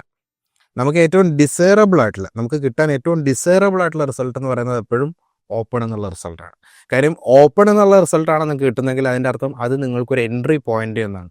നിങ്ങൾക്ക് ആ പെർട്ടിക്കുലർ സർവീസിനെ അറ്റാക്ക് ചെയ്തോ കോംപ്രമൈസ് ചെയ്തോ ആ ഡിവൈസിനകത്തേക്ക് കയറാൻ പറ്റുമെന്നുള്ള, അതിനുള്ള ആ ഡിവൈസിനകത്തേക്ക് കയറാനുള്ള ഒരു എൻട്രി പോയിന്റാണ് ഓപ്പൺ എന്ന് പറയുന്നത്. അപ്പോൾ എപ്പോഴും ഡിസൈറബിൾ ആയിട്ടുള്ള റിസൾട്ട് എന്ന് പറഞ്ഞാൽ ഓപ്പൺ എന്ന് കിട്ടുക എന്നുള്ളതാണ്. ഓപ്പൺ എന്നാണ് നിങ്ങൾക്ക് കിട്ടുന്നതെങ്കിൽ അത്രയും നല്ല ആ സർവീസിനെ നിങ്ങൾക്ക് യൂട്ടിലൈസ് ചെയ്യാം. അല്ല എന്നുണ്ടെങ്കിൽ നമ്മൾ അതിനെ ഇവേഡ് ചെയ്യാനുള്ള വഴികൾ കണ്ടുപിടിക്കണം. മോസ്റ്റ്ലി ഓപ്പൺ ആയിട്ട് ഏതെങ്കിലുമൊക്കെ സർവീസൊക്കെ ഉണ്ടാവേണ്ടതാണ്. കാര്യം കമ്പ്യൂട്ടർ എന്ന് പറയുന്ന കമ്മ്യൂണിക്കേഷനുള്ള ഡിവൈസാണ്. എന്തെങ്കിലും ഡാറ്റ പാസ് എന്തെങ്കിലും അങ്ങോട്ടും ഇങ്ങോട്ടും ട്രാൻസ്ഫർ ചെയ്യേണ്ട ആവശ്യമുണ്ട്. കാര്യം ഇതൊന്നും ട്രാൻസ്ഫർ ചെയ്യുന്നില്ല എന്നുണ്ടെങ്കിൽ ആ കമ്പ്യൂട്ടറിൻ്റെ ആവശ്യമില്ലല്ലോ. ബേസിക്കലി കമ്പ്യൂട്ടർ ഉള്ളത് തന്നെ ഡാറ്റ കമ്മ്യൂണിക്കേഷൻ. അപ്പോൾ ഏതെങ്കിലും ഒരു സർവീസ് ഓപ്പൺ ആയിരിക്കും, ആ സർവീസിനെ നമ്മൾ പിന്നെ ഫർദർ അബ്യൂസ് ചെയ്യാന്നുള്ളേ ഉള്ളൂ, അറ്റാക്ക് ചെയ്യാനായിട്ട്. അങ്ങനെ നമ്മൾ ഡിസൈർ ചെയ്യുന്നത് ഓപ്പൺ ആണ്, പക്ഷേ ബാക്കിയുള്ള റിസൾട്ടുകൾ നമുക്ക് കിട്ടാം. അപ്പോൾ ഒരു പോർട്ടിനെ സംബന്ധിച്ചിടത്തോളം ഇത്രയും പോസിബിൾ എൻട്രി പോയിന്റുകളാണ്, ഇത്രയും പോസിബിൾ സ്റ്റാറ്റസുകളാണ് ഒരു പോർട്ടിന് അല്ലെങ്കിൽ ഇന്റേണൽ പോർട്ടിനുള്ളത്. ഓക്കെ, അപ്പോൾ ഇന്റേണൽ പോർട്ടുകൾ 65,535 ഇന്റേണൽ പോർട്ടുകളുണ്ട്.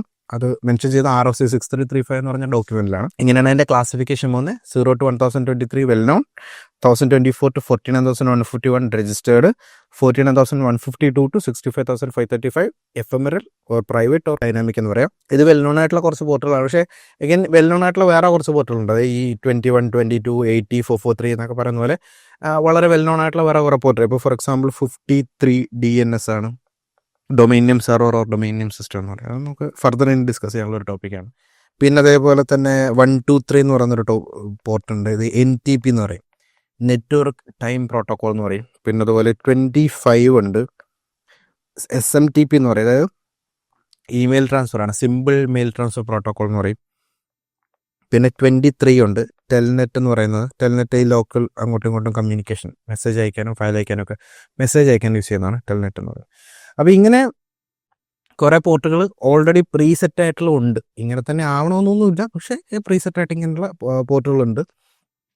ഒരു സ്റ്റാൻഡേർഡായിട്ട് കൺസിഡർ ചെയ്താൽ മതി. അപ്പോൾ ഇതൊക്കെ ഒരു സ്റ്റാൻഡേർഡൈസ്ഡ് പോർട്ടുകളാണ്, പക്ഷേ ഇങ്ങനെ തന്നെ ആവണം എന്ന് നിർബന്ധമില്ല. ഞാൻ നേരത്തെ പറഞ്ഞാൽ ഒരു നെറ്റ്വർക്ക് അഡ്മിനോ അല്ലെങ്കിൽ ഒരു സിസ്റ്റം അഡ്മിനിസ്ട്രേറ്ററിനോ അയാൾക്ക് ഇഷ്ടമുള്ള പോലെ ഇതിനെ മാറ്റാം. It's up to them what to do and what not to do with this. ഇഷ്ടമുള്ള പോലെ അവർക്ക് മാറ്റാം. പക്ഷെ അത് ഒരിക്കലും റെക്കമെൻഡഡ് വേ അല്ല ശരിക്കും. കാര്യം എന്താണെന്ന് വെച്ച് കഴിഞ്ഞാൽ നമ്മൾ ഓൾറെഡി പ്രീസെറ്റ് ആയിട്ടുള്ളൊരു യൂണിവേഴ്സലി അക്സെപ്റ്റഡ് ആയിട്ടുള്ള ഒരു വാല്യൂ ഉണ്ടെങ്കിൽ എല്ലാവരും അത് തന്നെ ഫോളോ ചെയ്യുന്നതാണ് നല്ലത്. കാര്യം അങ്ങോട്ട് ഒരു ഇന്റർഓപ്പറബിലിറ്റി എന്ന് പറയും. ഇന്റർഓപ്പറബിലിറ്റി എന്ന് പറഞ്ഞു കഴിഞ്ഞാൽ നമുക്ക് എപ്പോഴും അങ്ങോട്ടും ഇങ്ങോട്ടും കമ്മ്യൂണിക്കേറ്റ് ചെയ്യാൻ പറ്റണം. നമുക്ക് ഇഷ്ടമുള്ള പോലെ നമ്മൾ സെറ്റ് ചെയ്ത് വെച്ചാലുള്ള പ്രശ്നം നമുക്ക് ചിലപ്പോൾ മറ്റുള്ളവരായിട്ടുള്ള കമ്മ്യൂണിക്കേഷൻ നടന്നു എന്ന് വരില്ല. അങ്ങനെ ഒരു പ്രശ്നമുണ്ട്. അപ്പോൾ എപ്പോഴും ഇന്റർഓപ്പറബിലിറ്റി എന്നുള്ളത് വളരെ ഇമ്പോർട്ടൻ്റ് ആയിട്ടുള്ള ഒരു കാര്യമാണ്. അതുകൊണ്ട് തന്നെ ഒരു യൂണിവേഴ്സലി സെറ്റ് ആയിട്ടുള്ള സ്റ്റാൻഡേർഡിനെയാണ് എല്ലാവരും ഫോളോ ചെയ്യുക. അപ്പോൾ എല്ലാവരും ഒരേ സ്റ്റാൻഡേർഡിനെ ഫോളോ ചെയ്യുമ്പോൾ എല്ലാവർക്കും അങ്ങോട്ടും ഇങ്ങോട്ടും പ്രോപ്പർലി കമ്മ്യൂണിക്കേറ്റ് ചെയ്യാനായിട്ട് സാധിക്കും. ഇപ്പോൾ ഫോർ എക്സാമ്പിൾ നമ്മൾ ഉപയോഗിക്കുന്ന മൊബൈൽ ഫോൺ, നമ്മൾ ഓരോ ആൾക്കാർ ഉപയോഗിക്കുന്ന മൊബൈൽ ഫോൺ ഡിഫറെൻ്റ് ആയിരിക്കും. ഇപ്പോൾ ചിലർ സാംസങ് ആയിരിക്കും ഉപയോഗിക്കുന്നത്, ചിലപ്പോൾ ആപ്പിളിൻ്റെ ആയിരിക്കും ഉപയോഗിക്കുന്നത്, ചിലപ്പോൾ MIയുടെ ആയിരിക്കും ഉപയോഗിക്കുന്നത്, ചിലപ്പോൾ വേറെ ഏതെങ്കിലും ഒരു ബ്രാൻഡ് വിവോ ആയിരിക്കും ഉപയോഗിക്കുന്നത്. അങ്ങനെ പല ബ്രാൻഡുകളുടെ മൊബൈൽ ഫോൺസ് നമ്മൾ ഉപയോഗിക്കാറുണ്ട് അല്ലേ. പക്ഷെ എന്നാൽ പോലും ഏത് ബ്രാൻഡുകളാണെങ്കിലും ആൻഡ്രോയിഡ് ആണെങ്കിൽ നിങ്ങൾക്ക് അങ്ങോട്ടും ഇങ്ങോട്ടും കമ്മ്യൂണിക്കേറ്റ് ചെയ്യാനും iOS ആണെങ്കിൽ ഒരു രീതിയിൽ കമ്മ്യൂണിക്കേറ്റ് ചെയ്യാനും പറ്റും. എന്തുകൊണ്ടാണെന്ന് ചോദിച്ചു കഴിഞ്ഞാൽ മൊബൈൽ ഫോണിൻ്റെ ബ്രാൻഡ് മാത്രമേ മാറുന്നുള്ളൂ. യൂണിവേഴ്സലി സെറ്റ് ചെയ്ത സ്റ്റാൻഡേർഡ് സെയിം തന്നെയാണ്, വ്യത്യാസമൊന്നുമില്ല. യൂണിവേഴ്സലി എല്ലാവരും ഒരൊറ്റ സ്റ്റാൻഡേർഡ് ഫോളോ ചെയ്യുന്നത് കൊണ്ടാണ് ഏത് ബ്രാൻഡുകളാണെങ്കിലും അങ്ങോട്ടും ഇങ്ങോട്ടും കമ്മ്യൂണിക്കേറ്റ് ചെയ്യാൻ പറ്റുന്നത്. ഇറ്റ്സ് കോൾഡ് ഇന്റർഓപ്പറബിലിറ്റി എന്ന് വിളിക്കും. അതായത് അങ്ങോട്ടും ഇങ്ങോട്ടും പല ഡിഫറെൻ്റ് ആയിട്ടുള്ള സാധനങ്ങൾ ഉപയോഗിച്ചാൽ അങ്ങോട്ടും ഇങ്ങോട്ടും കമ്മ്യൂണിക്കേറ്റ് ചെയ്യാൻ പറ്റും. ഇപ്പോൾ ആൻഡ്രോയിഡ് ഫോണിൽ നിന്ന് നിങ്ങൾക്ക് ഒരു ഐഫോണിലേക്ക് വിളിക്കാൻ പറ്റുന്നുണ്ട് എന്നുള്ളത് എന്തുകൊണ്ടാണ്? അവിടെ രണ്ടിടത്തും രണ്ട് ബ്രാൻഡുകൾ, രണ്ട് ഓപ്പറേറ്റിംഗ് സിസ്റ്റംസ് ആണ് ഉപയോഗിക്കുന്നതെങ്കിൽ പോലും അതിനകത്ത് ഉപയോഗിക്കുന്ന സിമ്മും ആ സിം ഉപയോഗിക്കുന്ന ടെക്നോളജിയും എല്ലാം എന്താണ്, യൂണിവേഴ്സൽ സ്റ്റാൻഡേർഡാണ്. അതിനകത്ത് മാറ്റമൊന്നുമില്ല. എല്ലാവരും ഉപയോഗിക്കുന്ന ഒരേ സ്റ്റാൻഡേർഡാണ്. അതുകൊണ്ടാണ് നിങ്ങൾക്ക് അങ്ങോട്ടും ഇങ്ങോട്ടും കമ്മ്യൂണിക്കേറ്റ് ചെയ്യാൻ പറ്റുന്നത്. അതാണ് ഇന്റർഓപ്പറബിലിറ്റിക്ക് വേണ്ടിയിട്ടാണ് നമ്മളെപ്പോഴും ഒരു യൂണിവേഴ്സൽ സ്റ്റാൻഡേർഡ് ഫോളോ ചെയ്യുന്നത്. ആ യൂണിവേഴ്സലി അക്സെപ്റ്റബിൾ ആയിട്ടുള്ള എല്ലാ കമ്പനികളും അക്സെപ്റ്റ് ചെയ്തിട്ടുള്ള ഒരു സ്റ്റാൻഡേർഡ്. അതേപോലെ തന്നെയാണ് പോർട്ടുകളുടെ കേസിലും ഈ ഒരു പോർട്ടുകൾ. വേറൊരു കമ്പ്യൂട്ടർ, നിങ്ങളുടെ കമ്പ്യൂട്ടറിൽ ചിലപ്പോൾ വെബ് സെർവർ ആക്സസ് ചെയ്യുന്ന പോർട്ട് നമ്പർ 80 ആക്സസ് ചെയ്യുന്നത്. നിങ്ങളുടെ 80 പകരം നിങ്ങൾ വേറെ എവിടെയെങ്കിലും കൊണ്ട് HTTP കോൺഫിഗർ ചെയ്ത് വെച്ച് കഴിഞ്ഞാൽ അവർക്ക് എന്ത് ചെയ്യാൻ പറ്റില്ല, നിങ്ങളുടെ വെബ് സെർവറിനെ ആക്സസ് ചെയ്യാൻ പറ്റില്ല. അപ്പോൾ ഇങ്ങനെയുള്ള കുറേ ഇഷ്യൂസ് ഒക്കെ വരാം. അപ്പോൾ ഇന്റർഓപ്പറബിലിറ്റി എൻഷുർ ചെയ്യാൻ നമ്മൾ എപ്പോഴും എന്ത് ചെയ്യും, എല്ലാം യൂണിവേഴ്സലി സ്റ്റാൻഡേർഡിൽ തന്നെ നമ്മൾ കീപ്പ് ചെയ്യും. എന്നിട്ട് അതിന് പ്രോപ്പറായിട്ടുള്ള സെക്യൂരിറ്റി കൊടുക്കും. അതാണ് ഏറ്റവും നല്ലത്. പക്ഷേ എന്നാലും നേരത്തെ പറഞ്ഞ പോലെ സെക്യൂരിറ്റി ഇത്തിരി ഒബ്സ്ക്യൂരിറ്റി എന്നുള്ള മെത്തേഡ് ഫോളോ ചെയ്യുന്ന കമ്പനികളും ഉണ്ട്. അവർ ഈ പറയുന്ന പോലെ പോർട്ടുകൾ അങ്ങോട്ടും ഇങ്ങോട്ടും മാറ്റിയും സർവീസുകൾ അങ്ങോട്ടും ഇങ്ങോട്ടൊക്കെ മാറ്റിയിടും. അപ്പോൾ അങ്ങനെ ചെയ്യുന്നവരുണ്ട്. അങ്ങനെ ചെയ്യുന്ന ഒരിക്കലും റെക്കമെൻഡഡ് വേ അല്ല. പ്രോപ്പർലി ചെയ്തിട്ട് അതിന് പ്രോപ്പർ സെക്യൂരിറ്റി കൊടുക്കുക. അതായത് പ്രോപ്പർലി ഇടേണ്ട പോർട്ടിൽ തന്നെ ഇട്ടിട്ട് പ്രോപ്പർ സെക്യൂരിറ്റി കൊടുത്താൽ പ്രശ്നമില്ല. അപ്പോൾ അങ്ങനെ ഒരു കാര്യം കൂടി ഉണ്ട്. പിന്നെയുള്ള നമ്മളുടെ പോർട്ടിൻ്റെ സ്റ്റാറ്റസ് ആണ്. പോർട്ട് ഓപ്പൺ ആവാം, ക്ലോസ്ഡ് ആവാം, ഫിൽറ്റേഡ് ആവാം, പിന്നെ ഓപ്പൺ ഓർ ക്ലോസ്ഡ് ആവാം, ഫിൽറ്റേഡ് ഓർ ഓപ്പൺ ആവാം, ഫിൽറ്റേഡ് ഓർ ക്ലോസ്ഡ് ആവാം. പിന്നെ അൺഫിൽറ്റേഡ് എന്ന് പറഞ്ഞ് വരും കേട്ടോ. നമ്മൾ ഈ അൺഫിൽറ്റേഡ് എന്ന് പറഞ്ഞൊരു സ്റ്റാറ്റസ് വരും. ഇത് നോർമലി വരാറില്ല. നമ്മളൊരു സ്കാനിങ് ഉണ്ട്, കോൾഡ് ACK സ്കാനിങ് എന്ന് പറയുന്ന ഒരു സ്കാനിങ് ഉണ്ട്. ടെക്നോളജി ഫയർവാൾ ഉണ്ടോ ഇല്ലയോ എന്ന് ഐഡൻറ്റിഫൈ ചെയ്യാനായിട്ട് ഉപയോഗിക്കുന്ന ഒരു സ്കാനിങ് ആണ്. അപ്പോൾ നമ്മൾ സ്കാൻ ചെയ്ത് കഴിയുമ്പോൾ ഫയർവാൾ ഇല്ലെങ്കിൽ നമുക്ക് അൺഫിൽറ്റേഡ് എന്ന് പറഞ്ഞൊരു സ്റ്റേറ്റസ് വരും. അത് നമ്മൾ അങ്ങനത്തെ സ്കാൻ ചെയ്യുമ്പോൾ മാത്രമേ അത് വരത്തുള്ളൂ, വേറെ എപ്പോഴും വരത്തില്ല. നമ്മൾ അങ്ങനെ സ്കാൻ ചെയ്യുമ്പോൾ ഫയർവാൾ ഇല്ലെങ്കിൽ അൺഫിൽറ്റേഡ് എന്ന് പറഞ്ഞൊരു സ്റ്റാറ്റസ് വരും. പക്ഷേ അത് നമ്മൾ അങ്ങനെ സ്പെസിഫിക് സ്കാൻ ചെയ്യുമ്പോൾ മാത്രമേ ഉള്ളൂ, ബാക്കിയുള്ള സിറ്റുവേഷനിൽ വരാറില്ല കേട്ടോ. അപ്പോൾ ഇത്രയാണ് ഇതിൻ്റെ ഒരു സ്റ്റാറ്റസ്, അല്ലെങ്കിൽ ഇങ്ങനെയൊക്കെയാണ് നിങ്ങൾക്ക് Nmap-നകത്ത് കാര്യങ്ങൾ നടക്കുക. ഇതാണ് Nmap-ൻ്റെ ഒരു ജനറൽ കോൺസെപ്റ്റ് എന്ന് പറയുന്നത്. ഇനി ഒരു കാര്യം കൂടെ നമ്മൾ മനസ്സിലാക്കേണ്ടത് for doing network scanning. Network scanning എന്നുള്ളൊരു കോൺസെപ്റ്റ് നമ്മൾ ചെയ്യുന്നതിന് മുമ്പ് ഒരു കാര്യം കൂടെ നമ്മൾ മനസ്സിലാക്കേണ്ടതുണ്ട്. It's called IP or internet protocol. നമ്മൾ നേരത്തെ പറഞ്ഞ TCP IP. അതെ, ഓക്കെ. TCP/IP പ്രോട്ടോക്കോൾ സ്യൂട്ട് എന്ന് പറയുന്ന ഒരു എൻ്റയർ പ്രോട്ടോക്കോൾ സ്യൂട്ടാണ്. പക്ഷെ അതിൽ TCP ഒന്ന് IP ഒന്ന് ഇത് രണ്ടും കൂടെ ചേരുമ്പോഴാണ് നമ്മളിന്ന് കാണുന്ന രീതിയിൽ നമുക്ക് ഇൻ്റർനെറ്റ് കമ്മ്യൂണിക്കേഷൻ നടത്താൻ പറ്റുന്നത്. TCP ഉപയോഗിക്കുന്ന എന്തിനാണ്? പാക്കറ്റുകൾ എങ്ങനെ പോകണം, എങ്ങോട്ട് പോകണം, എങ്ങനെ പോകണമെന്ന് പറയാനാണ്, അല്ലെങ്കിൽ ഏത് രീതിയിൽ പോകണം എന്ന് പറയാനാണ് TCP ഉപയോഗിക്കുന്നത്. IP ഉപയോഗിക്കുന്നത് എവിടെ നിന്ന് എങ്ങോട്ടേക്ക് പോകണം എന്ന് പറയുന്നത്, അതായത് ഫ്രം വെയർ ടു വെയർ എന്നുള്ളതാണ് IP. സെൻഡർ റിസീവർ IP പറയും. അതായത് എവിടെ നിന്ന് എങ്ങനെ പോകണം, എങ്ങോട്ട് പോകണം എന്നുള്ള IP-യും എങ്ങനെ പോകണമെന്നുള്ളത് TCP-യും പറയും. ഓക്കെ. വേർ ടു വെയർ എന്നുള്ള IP, ഹൗ എന്നുള്ളത് TCP. ഇതാണ് ഇത് രണ്ടും കൂടെ ചേരുമ്പോഴെന്തായി? കമ്മ്യൂണിക്കേഷൻ.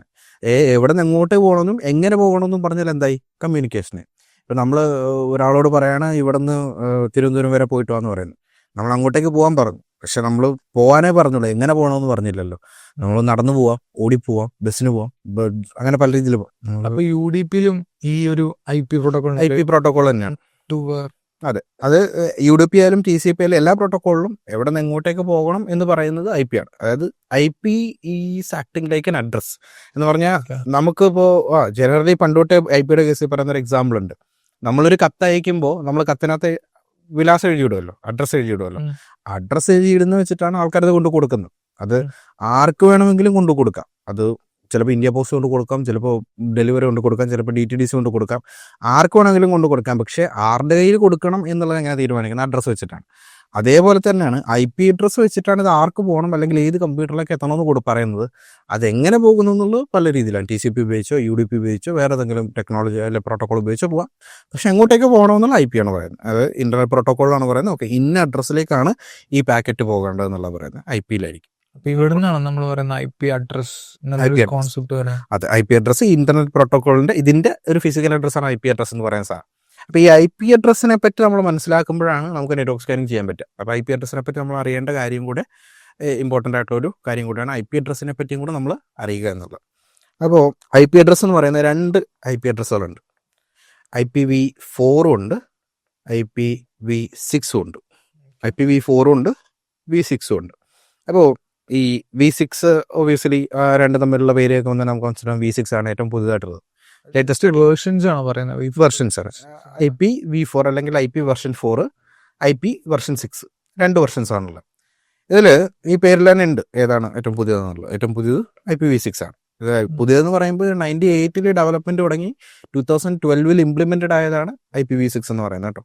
അതിന് മുമ്പേ ഉള്ളതാണ് IPv4. പക്ഷെ എന്നാൽ പോലും നിങ്ങളിപ്പോൾ നോക്കിയാലും മനസ്സിലാക്കാൻ പറ്റുന്നൊരു കാര്യം IPv4 ആണ് ഇപ്പോഴും IPv4 ആണ് ഏറ്റവും കൂടുതലുള്ളത്. എല്ലായിടത്തും ഉപയോഗിക്കുന്ന ഇപ്പോഴും IPv4 ആണ്.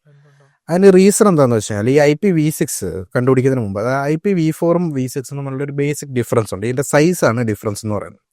അതായത് IPv4-ൻ്റെ സൈസ് എന്ന് പറയുന്നത് 32 ബിറ്റുകളാണ്. IPv6 128 ബിറ്റാണ്. ഒരു ബിറ്റ് എന്ന് പറഞ്ഞു കഴിഞ്ഞാൽ ഒരു 0 അല്ലെങ്കിൽ 1, ഇതിനെ നമ്മൾ ബിറ്റ് എന്ന് വിളിക്കുന്നത് കേട്ടോ.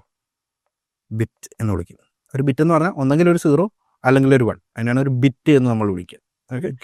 അപ്പോൾ ഇങ്ങനെ 32 സീറോസോ അല്ലെങ്കിൽ 32 വൺസോ അല്ലെങ്കിൽ 32 സീറോസിൻ്റെ വൺസിൻ്റെ കോമ്പിനേഷനോ, അതാണ് IPv4 എന്ന് പറയുന്നത്. 32 സീറോകളോ അല്ല 32 വണ്ണോ അല്ല 32 സീറോൻ്റെ വണ്ണിൻ്റെ കോമ്പിനേഷനെയാണ് നമ്മളൊരു IPv4 അഡ്രസ് എന്ന് പറയുന്നത്. അതെ. അപ്പോൾ 32 എണ്ണം ഉണ്ടാവും ടോട്ടൽ.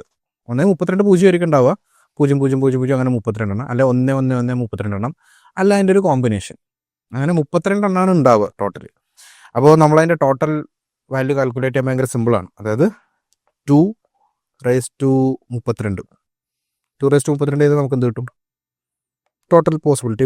ഞങ്ങൾ മറ്റേ പെർമ്യൂട്ടേഷൻ ആൻഡ് കോമ്പിനേഷൻ എന്നുള്ളൊരു കോൺസെപ്റ്റ് കേട്ടിട്ടുണ്ടോ? പെർമ്യൂട്ടേഷൻ കോമ്പിനേഷൻ കേട്ടിട്ടുണ്ടല്ലോ. ഇപ്പോൾ പെർമ്യൂട്ടേഷൻ കോമ്പിനേഷൻ എന്ന് പറഞ്ഞാൽ നമ്മൾ പല പല പോസിബിലിറ്റീസ് ആണ്. അത് ടോട്ടൽ പോസിബിലിറ്റി കണ്ടുപിടിക്കാനായിട്ടുള്ള സിമ്പിളാണ്. അതായത് 32 ബിറ്റുകളെന്ന് പറഞ്ഞാൽ 32 പൊസിഷനുകളുണ്ട്. അതിൽ ഈ 32 പൊസിഷനിൽ 2 വാല്യൂ വരാൻ സാധ്യതയുണ്ട്. ഒന്നെങ്കിൽ 0 വരാം, അല്ലെങ്കിൽ 1 വരാം. അപ്പോൾ നമ്മൾ ടോട്ടൽ കണ്ടുപിടിക്കാനായിട്ട് വളരെ സിമ്പിളാണ്.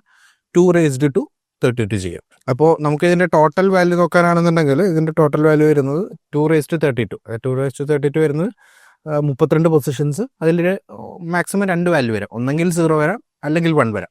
അപ്പോൾ നമ്മൾ ടോട്ടൽ വാല്യൂ എടുത്ത് നോക്കി കഴിഞ്ഞാൽ ഏകദേശം 4.2 മില്യൺ ആണ് ടോട്ടൽ വാല്യൂ. അതായത് 4.2 മില്യൺ IP അഡ്രസ്സുകൾ പോസിബിൾ ആണ് IPv4-നകത്ത്. അപ്പോൾ IPv4-നകത്ത് മാക്സിമം നമുക്ക് ക്രിയേറ്റ് ചെയ്യാൻ പറ്റുന്ന 4.2 ബില്യൺ, മില്യൺ അല്ല ബില്യൺ ആണ്. 4.2 ബില്യൺ ആണ് മാക്സിമം നമുക്ക് ക്രിയേറ്റ് ചെയ്യാൻ പറ്റുന്ന IP അഡ്രസ്. ആ ലിമിറ്റ് എക്സീഡ് ചെയ്തപ്പോഴാണ് V6 എന്നുള്ളൊരു വേർഷൻ ഇൻട്രൊഡ്യൂസ് ആയത്. കാര്യം എന്താ വെച്ച് കഴിഞ്ഞാൽ ഈ V4-ന്റെ പ്രശ്നം 32 ബിറ്റ് ആയതുകൊണ്ട് തന്നെ ഈ 4.2 ബില്യൺ ആണല്ലോ. നമ്മളുടെ ഗ്ലോബൽ പോപ്പുലേഷൻ എന്ന് പറയുന്നത്, ഗ്ലോബിന്റെ ടോട്ടൽ പോപ്പുലേഷൻ എന്ന് പറയുന്നത് ഏകദേശം 8 ബില്യൺ ആണ്. ഈ 8 ബില്യണിനകത്ത് കമ്പ്യൂട്ടർ യൂസ് ചെയ്യുന്ന ആൾക്കാരെന്ന് പറയുന്നത് ഏകദേശം approximately if I'm not wrong ഏകദേശം ഒരു 5 ബില്യൺ സംതിങ് ആൾക്കാരാണ് കമ്പ്യൂട്ടർ അല്ലെങ്കിൽ ഇന്റർനെറ്റ് ഉപയോഗിക്കുന്നത്. അപ്പോൾ 5 ബില്യൺ എന്ന് പറയുമ്പോൾ തന്നെ 4.2 ബില്യൺ കഴിഞ്ഞു പോയി. അപ്പോൾ തന്നെ ആൾക്കാർക്ക് തികച്ച എന്തില്ല, IP അഡ്രസ്സുകളില്ല. ഇത് പക്ഷേ IP അഡ്രസ്സ് വന്ന സമയത്ത്, വിച്ച് ഇസ് ഈ IPv4 ഇൻട്രൊഡ്യൂസ് ചെയ്ത സമയത്ത് അന്നധികം ആൾക്കാർ ഇന്റർനെറ്റ് ഉപയോഗിക്കാത്തതുകൊണ്ട് അന്നുണ്ടാക്കിയ എഞ്ചിനീയേഴ്സ് വിചാരിച്ചത് 32 ബിറ്റ് മതിയായിരിക്കും എന്നാണ്. 5 ബില്യൺ അല്ലെങ്കിൽ 4.2 മാക്സിമം വരുള്ളൂ എന്നാണ് വിചാരിച്ചത്. കാര്യം അന്ന് അത്രയും പോപ്പുലർ അല്ലല്ലോ ഇന്റർനെറ്റ്. പക്ഷേ അത് പിന്നീട് അവർക്ക് മനസ്സിലായി, അല്ല അതിൽ കൂടുതൽ വേണമെന്ന് മനസ്സിലാക്കിയപ്പോൾ തന്നെ 98 ഒക്കെ ആയപ്പോഴത്തേക്കാണ് V6-ന്റെ ഡെവലപ്മെന്റ് തുടങ്ങിയത്. അപ്പോൾ ഇനി അത് എക്സോസ്റ്റഡ് ആയി. അതായത് Y4 തീർന്നു എന്നുള്ളതാണ് സത്യം. പക്ഷെ തീർന്നിട്ടും ആൾക്കാർ എങ്ങനെ ഇത് ഉപയോഗിക്കുന്നു എന്നുള്ളൊരു ക്വസ്റ്റ്യൻ. തീർന്നു എന്ന് പറഞ്ഞു കഴിഞ്ഞാൽ ഇപ്പോഴും ഒരുപാട് ആൾക്കാരും ഈ പറയുന്ന ഒരുപാട് കമ്പനികളും കമ്പനികളും ഒക്കെ ഈ പറയുന്ന IPv4 ഉപയോഗിക്കുന്നുണ്ട്. അപ്പോൾ ഇത് എക്സോസ്റ്റഡ് ആയതുകൊണ്ട് V6 വേണം. എല്ലാവരും V6-ലേക്ക് മാറുന്നതാണ് ശരിക്കും പറഞ്ഞാൽ നല്ല കാര്യം. V6 എന്ന് പറഞ്ഞാൽ 2^128 ആണ്. 2^128 എന്ന് പറഞ്ഞു കഴിഞ്ഞാൽ it's A very large number. 2^128 നമ്മൾ നോക്കി കഴിഞ്ഞപ്പോൾ നമ്മൾ IPv4-ന്റെ കേസിൽ മാക്സിമം 2^32 ആണെന്നുണ്ടെങ്കിൽ നമ്മളുടെ IPv6-ന്റെ കേസിലെന്ന് പറഞ്ഞു കഴിഞ്ഞാൽ 2^128 പോസിബിലിറ്റീസ് ഉണ്ട്. എന്ന് പറയുമ്പോൾ 3.403 അത് കഴിഞ്ഞിട്ട് ഒരു 38 പൂജ്യം കൂടെ ഉണ്ടാവുന്നതാണ് 10^38 എന്ന് പറയുന്നത്. അതായത് 3403 എന്ന നമ്പർ എഴുതിയിട്ട് 38 പൂജ്യം ഇടാം എന്ന് പറയുന്നത് ഇറ്റ്സ് എ ഹ്യൂജ് നമ്പർ. നമുക്ക് വായിക്കാൻ പോലും പറ്റില്ല, എനിക്ക് വായിക്കാൻ പറ്റില്ല കേട്ടോ. അപ്പോൾ 3403 ഇട്ടിട്ട് 38 പൂജ്യം ഇടാം. 38 പൂജ്യം 5 പൂജ്യം എന്ന് പറഞ്ഞാൽ ലക്ഷമായി. അപ്പോൾ 38 പൂജ്യം എന്ന് പറയുമ്പോൾ ആലോചിക്കണം അത്രയും വലിയൊരു നമ്പറാണ് എന്നുള്ളത്. അപ്പോൾ അത്രയും പോസിബിൾ നമ്പേഴ്സ് എവിടെയുണ്ട്? ഈ പറയുന്ന IPv6-നുണ്ട്. അപ്പോൾ V4 എന്ന് പറയുന്ന 4.2 ബില്യണിൽ തീരുമെങ്കിലും V6 എന്ന് പറയുന്ന ലാർജ് നമ്പർ കിടക്കണം. അപ്പോൾ അത്രയും ലാർജ് നമ്പർ എന്തായാലും ഗ്ലോബിന് ആവശ്യമില്ല. അതിൽ പകുതി ആൾക്കാർ പോലും നമുക്കില്ല.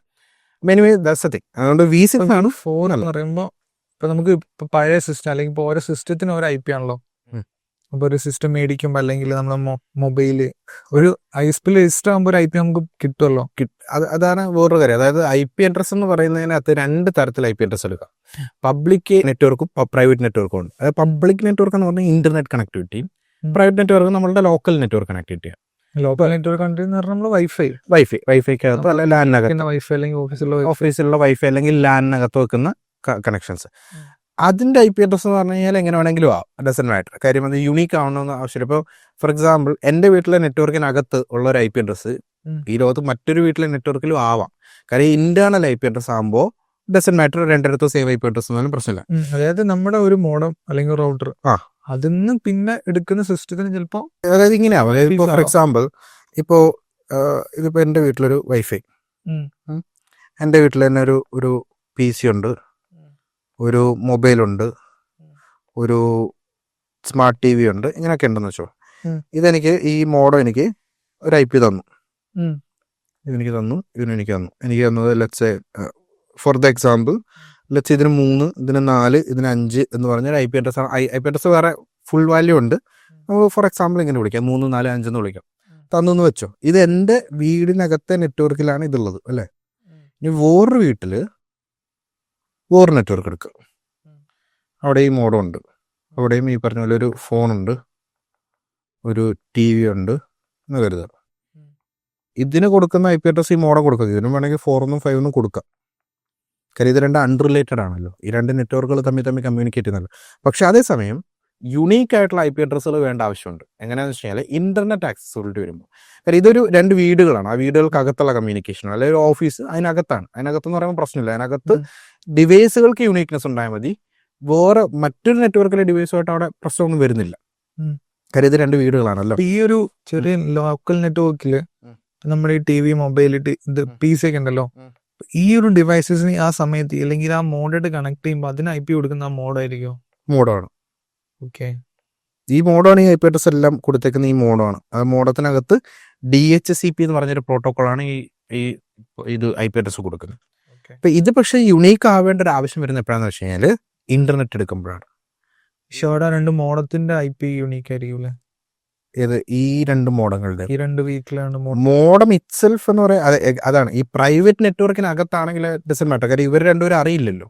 ഇതിപ്പോ ഇത് ചൈനയിലുള്ളൊരു വീടാണെന്ന് കരുതിക്കോ, ഇത് ഇന്ത്യയിലുള്ളൊരു വീടാണെന്ന് കരുതിക്കോ. ഇവർ തമ്മിൽ അറിയുന്നില്ലല്ലോ, ഇവർ തമ്മിൽ കമ്മ്യൂണിക്കേഷൻ നടക്കുന്നില്ലല്ലോ. മോഡത്തിന്റെ IP സെയിം ആയിട്ട് വരാം. മോഡത്തിന്റെ IP സെയിം ആവാം, പ്രശ്നമില്ല. മീൻസ് സെയിം ആണോ അല്ലെ ഇത് ഇവരുമായിട്ട് കമ്പയർ ചെയ്യാൻ ഇവർ രണ്ടുപേരും തമ്മിൽ കമ്മ്യൂണിക്കേഷൻ, അതെ 2 പ്രൈവറ്റ് നെറ്റ്വർക്കുകൾ തമ്മിൽ കമ്മ്യൂണിക്കേഷൻ നടക്കുന്നില്ല. സോ ദാറ്റ് IP അഡ്രസ് എങ്ങനെയായാലും പ്രശ്നമില്ല. കമ്മ്യൂണിക്കേഷൻ എന്ന് പറയുന്ന ഒരു കോൺസെപ്റ്റ് വരുന്നത് എപ്പോഴാണ്? കമ്മ്യൂണിക്കേഷൻ ഒരു കോൺസെപ്റ്റ് വരുന്ന ആകെ ഒരു സിറ്റുവേഷൻ എന്ന് പറയുന്നത് ഇന്റർനെറ്റിനകത്താണ്. ഇപ്പൊ ഇന്റർനെറ്റിനകത്ത് വരുമ്പോൾ ഇപ്പൊ ഈ 2 മോഡത്തിനും പബ്ലിക് IP എന്ന് പറഞ്ഞൊരു സാധനം കൂടി ഉണ്ടാവും. അത് യുണീക്ക് ആവണം. അതായത് ഇപ്പൊ ഇന്റർനെറ്റിനകത്ത് ഒരു മോഡം ഉണ്ടെന്ന് വെച്ചോ. ഈ മോഡത്തിന് 4 എന്ന് പറഞ്ഞൊരു നമ്പറാണ് IP അഡ്രസ് എങ്കിൽ ഇന്റർനെറ്റിനകത്തുള്ള വേറെ ആർക്കും എന്ത് ചെയ്യാൻ പറ്റില്ല, 4 എന്ന് പറഞ്ഞ നമ്പർ യൂസ് ചെയ്യാൻ പറ്റില്ല. അത് യുണീക്ക് ആയിരിക്കും ഈ ഒരു ഇന്റർനെറ്റിനകത്ത്. അതാണ് പബ്ലിക് നെറ്റ്വർക്കിനകത്ത് IP അഡ്രസ്സുകൾ എപ്പോഴും യുണീക്ക് ആയിരിക്കണം. IP അഡ്രസ് ഒരു ആൾക്ക് അസൈൻ ചെയ്ത IP അഡ്രസ്സ് ഇന്റർനെറ്റിനകത്ത് പബ്ലിക് നെറ്റ്വർക്കിൽ വേറെ ആർക്കും അസൈൻ ചെയ്യാൻ പറ്റില്ല. അവിടെയാണ് IPv4 എക്സോസ്റ്റഡ് ആയി എന്ന് നമ്മൾ പറയുന്നത്. പ്രൈവറ്റ് നെറ്റ്വർക്കിനകത്ത് അതൊരു പ്രശ്നമല്ല. പ്രൈവറ്റ് നെറ്റ്വർക്കിനകത്തുള്ളത് ആ പ്രൈവറ്റ് നെറ്റ്വർക്കുകൾ തമ്മിലുള്ള കമ്മ്യൂണിക്കേഷന്. അപ്പോൾ പ്രൈവറ്റ് നെറ്റ്വർക്കിന് ഇപ്പോൾ ഈ ഒരു നെറ്റ്വർക്ക് മാത്രം നമ്മൾ എടുത്തു കഴിഞ്ഞാൽ ഇതിൽ 3 എന്ന് പറഞ്ഞ നമ്പർ നമ്മൾ ഈ PC കൊടുത്തു. ഇനി ഈ ഡിവൈസ് ഈ നെറ്റ്വർക്കിനകത്ത് ഒരു 10-200 കമ്പ്യൂട്ടർ വന്നല്ലോ. ഇവിടെ ഒരു വേറൊരു കമ്പ്യൂട്ടർ വന്നു, ഇവിടെ വേറൊരു കമ്പ്യൂട്ടർ വന്നു, ഇവിടെയൊക്കെ വേറൊരു കമ്പ്യൂട്ടർ വന്നു കഴിഞ്ഞാലും ഇതിനൊന്നും എന്തെന്ന് കൊടുക്കാൻ പറ്റില്ല, 3 എന്ന് കൊടുക്കാൻ പറ്റില്ല. പക്ഷെ എൻ്റയർലി വേറൊരു പ്രൈവറ്റ് നെറ്റ്വർക്കിനകത്ത് വേണമെങ്കിൽ 3 എന്ന് കൊടുക്കാം. വേറൊരു ഡിവൈസ് വന്നു ഇതിന് 3 എന്ന് കൊടുക്കുന്നതിന് പ്രശ്നമൊന്നുമില്ല. നമ്മളിപ്പോ നിൽക്കുന്ന ഒരു സറൗണ്ടിങ്സിൽ നമ്മൾ യുണീക്ക് ആയിരിക്കണം. യൂണിക് ആയിരിക്കും. നമ്മൾ പ്രൈവറ്റ് നെറ്റ്വർക്കിലാണ് ഇരിക്കുന്നുണ്ടെങ്കിലും ആ പ്രൈവറ്റ് നെറ്റ്വർക്കിന്റെ അകത്ത് ഒരു IP ഒരു സിസ്റ്റത്തിനുണ്ടാവും, വേറെ സിസ്റ്റത്തിനുണ്ടാവില്ല. നമ്മൾ ഇന്റർനെറ്റ് എന്ന് പറയുമ്പോൾ വലിയൊരു നെറ്റ്വർക്കായി. അതെ, ആ നെറ്റ്വർക്കിനകത്ത് ആർക്കൊക്കെയാണോ IP അഡ്രസ് എന്ന് പറഞ്ഞാൽ ഈ IP അഡ്രസ്സിനല്ലേ ഇന്റർനെറ്റ് ആക്സസിബിലിറ്റി ഉള്ളതാണ്. ഇപ്പൊ നമ്മളുടെ മോഡത്തിനൊക്കെ എന്ന് പറയുന്നത് നമ്മളുടെ വീട്ടിലുള്ള മോഡത്തിന്റെ ഒരു പബ്ലിക് IP കൂടെ കാണും. ആ പബ്ലിക് IP ഉപയോഗിച്ചിട്ടാണ് നമ്മൾ ഇന്റർനെറ്റുമായിട്ട് കമ്മ്യൂണിക്കേറ്റ് ചെയ്യുക. അപ്പോൾ നമ്മളത് നോക്കിക്കഴിഞ്ഞാൽ ഇപ്പോൾ ഫോർ എക്സാമ്പിൾ ഇതിപ്പോൾ എൻ്റെ വീട്ടിലൊരു മോഡാണെന്ന് കരുതുക. മോഡം ഇത് നമ്മളുടെ ഇന്റർനെറ്റ്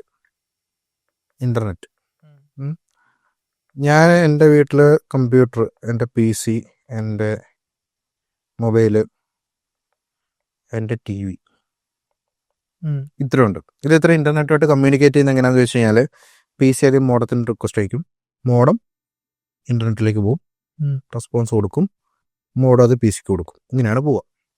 ഓക്കെ, അപ്പോൾ ഈ കമ്മ്യൂണിക്കേഷനിൽ, അതായത് മോഡം ഇവിടെ ചെയ്യുന്ന ഈ കമ്മ്യൂണിക്കേഷന് വേണ്ടിയിട്ട് മോഡത്തിനൊരു പബ്ലിക് IP ഉണ്ട്. ആ കമ്മ്യൂണിക്കേഷൻ ഇന്റർനെറ്റുമായിട്ട് കമ്മ്യൂണിക്കേറ്റ് ചെയ്യാൻ വേണ്ടിയിട്ട് മോഡത്തിന് എന്തുണ്ടാവും, ഒരു പബ്ലിക് IP അഡ്രസ് ഉണ്ടാവും. ആ പബ്ലിക് IP അഡ്രസ്സ് ഈ മോഡത്തിന് മാത്രമേ ഈ ലോകത്തുണ്ടാവുള്ളൂ, വേറെ ആർക്കും ഉണ്ടാവില്ല. ഇതാണ് അതിൻ്റെ യൂണിക്നെസ് എന്ന് പറയുന്നത്. ഇനി വേറൊരു കാര്യം നോക്കി കഴിഞ്ഞ് കഴിഞ്ഞാൽ ഈ പബ്ലിക് IP അഡ്രസ്സ് മാറുന്നില്ല. അത് നോർമലി ഒരു ISP നമുക്ക് തന്നാൽ അത് അങ്ങനെ തന്നെയാണ്. ഇനി എൻ്റെ മൊബൈലിൽ കൂടെ എനിക്ക് എന്തെങ്കിലും ആക്സസ് ഉണ്ടോ എന്ന് വെച്ചാൽ മൊബൈൽ ആദ്യം ഉപയോഗിക്കും, മോഡത്തോട് ഉപയോഗിക്കും, മോഡം ഇന്റർനെറ്റ് ഉപയോഗിക്കും, ഇന്റർനെറ്റ് തിരിച്ചു വരും. അപ്പോഴും മോഡം ഏത് തന്നെ യൂസ് ചെയ്യുക, സെയിം പബ്ലിക് IP അഡ്രസ് തന്നെ, വ്യത്യാസമില്ല. അതുപോലെ TV ഒരു കാര്യം ചോദിച്ചെന്ന് വെച്ചോ, മോഡത്തോട് ഉപയോഗിക്കും, മോഡം ഇന്റർനെറ്റ് പോകും, അപ്പോഴും modem same public IP address തന്നെ യൂസ് ചെയ്യും. അതായത് ഇന്റേണൽ നെറ്റ്വർക്കിനകത്ത് ഇവർക്കൊക്കെ ഇൻഡിവിജ്വലി എന്തുണ്ടാവും, വേറെ വേറെ IP അഡ്രസ്സുകൾ ഇവർക്കൊക്കെ ഉണ്ടാവും. ഈ 3 ഡിവൈസുകൾക്കും ചിലപ്പോൾ വേറെ വേറെ അഡ്രസ്സ് ഉണ്ടാവും. പക്ഷെ അത് 3 ഡിവൈസുകൾക്ക് ആ ഇന്റർണൽ നെറ്റ്വർക്കിനകത്ത് മാത്രമേ യൂണിക്നെസ് ഉള്ളൂ.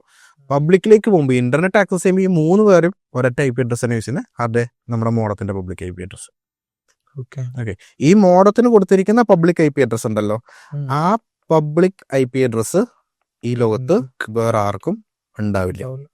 അതാണ് യൂണിക്നെസ് എന്ന് പറയുന്നത്. ഇപ്പൊ നമ്മൾ മൊബൈലിൽ ഒരു സിം ഇട്ടിട്ട് ഇന്റർനെറ്റ് ആക്സസ് ചെയ്യാന്ന് വിചാരിച്ചു. അപ്പോൾ മൊബൈലിന് ഒരു പബ്ലിക് IP അഡ്രസ് കിട്ടും. അത് നമ്മുടെ സിം ഇട്ടേക്കുന്ന ഏത് പ്രൊവൈഡർ ആണോ ആ പ്രൊവൈഡർ മൊബൈലിന്റെ IP അഡ്രസ് കൊടുക്കും. ആ IP അഡ്രസ് മൊബൈലിന് യൂണിക് ആയിരിക്കും. അത് വേറെ ആർക്കും ഉണ്ടാവില്ല. ഓക്കെ.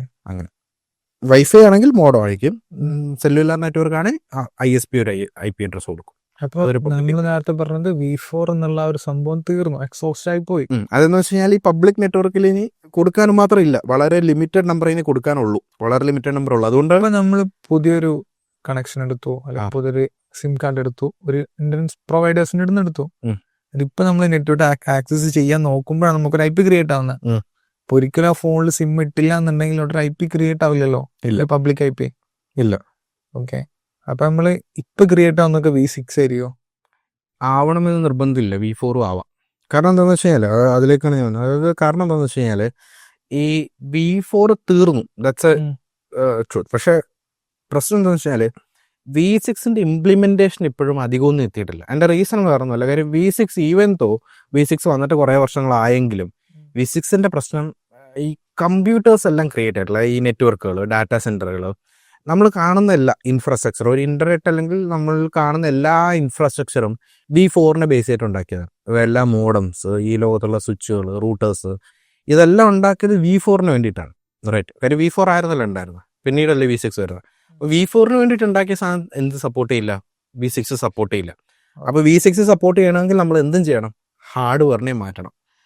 ഹാർഡ്വെയറിനെ മാറ്റുക എന്നുള്ള കമ്പനികളെ സംബന്ധിച്ചിടത്തോളം വളരെ എക്സ്പെൻസീവ് ആയിട്ടുള്ളൊരു പ്രോസസ്സ്. കാര്യം അവരുടെ സ്വിച്ചുകൾ മാറ്റണം, റൂട്ടേഴ്സ് മാറ്റണം, മോഡംസ് മാറ്റണം, ബാക്കിയുള്ള എല്ലാ അസോസിയേറ്റഡ് ആയിട്ടുള്ള എല്ലാ ഹാർഡ്വെയറുകളും മാറ്റണം. അതൊരു കമ്പനിക്ക് വളരെ എക്സ്പെൻസീവ് ആയിട്ടുള്ള ഒരു പ്രൊസീജിയറാണ്. അപ്പോൾ അത്രയും എക്സ്പെൻസീവ് ആയതുകൊണ്ട് നോർമലി കമ്പനികൾ എന്ത് ചെയ്യില്ല, ഇത് ലൈക്ക് എടുക്കാതിരിക്കും. അതായത് ഈ പറയുന്ന V6 പതിയെ ചെയ്യുക, അതായത് ഗ്രാജുവലി ചെയ്യും. ഇപ്പോൾ ഗൂഗിൾ തന്നെ ഒരു 3-4 വർഷം മുമ്പ് ഗൂഗിൾ പറഞ്ഞ ഏകദേശം 3-4% IPv6 ഇംപ്ലിമെന്റ് ചെയ്തു എന്നാണ്. അത് ഗ്രാജുവലി കൊണ്ടുപോകും, വളരെ പതിയെ 100%ലേക്ക് എത്തിക്കുക എന്നുള്ളതാണ് കാര്യം. ഒറ്റയടിക്കെല്ലാം കൂടെ മാറ്റുക എന്ന് പറഞ്ഞാൽ എല്ലാ ഡിവൈസുകളും കൂടെ മാറ്റാനായിട്ട് ഒരു കമ്പനിയും അത്രയും കോസ്റ്റ് സഹിക്കില്ല, അത്രയും കോസ്റ്റ് അവർക്ക് എടുക്കേണ്ട ആവശ്യമില്ല. കാര്യം അങ്ങനെയാണല്ലോ. അപ്പോൾ അതുകൊണ്ടാണ് V6ന്റെ ഇംപ്ലിമെന്റേഷൻ കുറഞ്ഞു വരുന്നത്. എന്ന് വെച്ച് V6 ഇല്ല എന്നല്ല, V6 ഒരുപാട് പേർക്ക് ഇംപ്ലിമെന്റഡ് ആയിട്ടുണ്ട്. നമ്മൾ പലപ്പോഴും നോക്കുമ്പോൾ ചിലപ്പോഴൊക്കെ നമുക്ക് V6 അസൈൻഡ് ആയിട്ടുള്ള കാണാം, ചിലപ്പോൾ നമുക്ക് V4 അസൈൻഡ് ആയിട്ടുള്ള കാണാം. It depends, basically it depends. അത് ആ ഒരു സിറ്റുവേഷൻ അനുസരിച്ച് നിങ്ങളുടെ ISP ആണ് തരുന്നത്, ഏതാണ് അവൈലബിൾ ആയിട്ടുള്ള അത് ISP എടുത്ത് തരുന്നു എന്നുള്ളത്. നിങ്ങൾ ഫിക്സ്ഡ് ആയിട്ട് ഒരു IPv4 പർച്ചേസ് വെച്ചാൽ, നിങ്ങൾ പൈസ കൊടുത്ത് മേടിച്ച് വെച്ചാൽ നിങ്ങൾക്ക് അത് ഫിക്സ്ഡ് ആയിട്ട് കിട്ടും. അല്ല എന്നുണ്ടെങ്കിൽ അതങ്ങനെ മാറിക്കൊണ്ടേയിരിക്കാം. V4 കിട്ടാം, V6 കിട്ടാം. ഞാനിത് പറഞ്ഞതിൻ്റെ കാരണം ഇവൻ V6 ഉണ്ട് എന്ന് പറയുമ്പോൾ നമ്മളെപ്പോഴും ചിന്തിക്കുന്ന ഒരു കാര്യമുണ്ട്, ഓക്കെ V6 ഉണ്ടെങ്കിലും പിന്നെ എന്തിനാണ് നമ്മളെപ്പോഴും V4 കാണുന്നതെന്ന് ചോദിക്കാം. റീസൺ ഇതാണ്, V6ലേക്ക് എല്ലാ കമ്പനികളും മൈഗ്രേറ്റഡ് ആയിട്ടില്ല. അതിനുള്ള കാരണം കോസ്റ്റാണ്. അത്രയധികം കോസ്റ്റ് ഒരു കമ്പനി ഒറ്റയടിക്ക് എടുക്കില്ല, പതിയെ ഗ്രാജുവലി ആ കമ്പനി അതിലേക്ക് മാറുകയുള്ളൂ. ഇപ്പോൾ പുതിയതായിട്ടൊരു കമ്പനി സ്റ്റാർട്ട് ചെയ്ത് അവർ നോർമലി കോൺഫിഗർ ചെയ്യുമ്പോൾ ചിലപ്പോൾ എന്തിലായിരിക്കും, V6 V6 മതി, V4 എടുക്കേണ്ട കാര്യം. V6 തന്നെ V4 സപ്പോർട്ട് ചെയ്യും, V6 സപ്പോർട്ട് ചെയ്യും. പക്ഷേ പണ്ടോട്ടുള്ള കമ്പനികളെ സംബന്ധിച്ചിടത്തോളം അത് വളരെയധികം കമ്പനികൾ ചേഞ്ച് എന്ന് പറയുമ്പോൾ ഇപ്പം നമ്മളൊരു ഫോണിന്റെ യൂസ് എടുക്കുകയാണെങ്കിൽ ഇതിലിപ്പോൾ സിം ഇട്ട് വർക്ക് ചെയ്യുമ്പോൾ ഇന്റർനെറ്റ് ISPs ഉള്ള ചേഞ്ച് ചെയ്യുന്നത് ഈ ഫോണായിട്ട് എന്തെങ്കിലും റിലേഷൻ ഉണ്ടോ?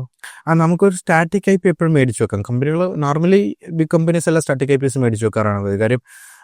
അവർക്കത് എപ്പോഴും മാറേണ്ട ആവശ്യമില്ല. മീൻസ് അവർക്ക് എന്തെങ്കിലും കാര്യം ഉണ്ടെന്നുണ്ടെങ്കിൽ അത് ഫിക്സ്ഡ് ആയിട്ടുള്ള ഒരു IP അഡ്രസ് വേണമല്ലോ.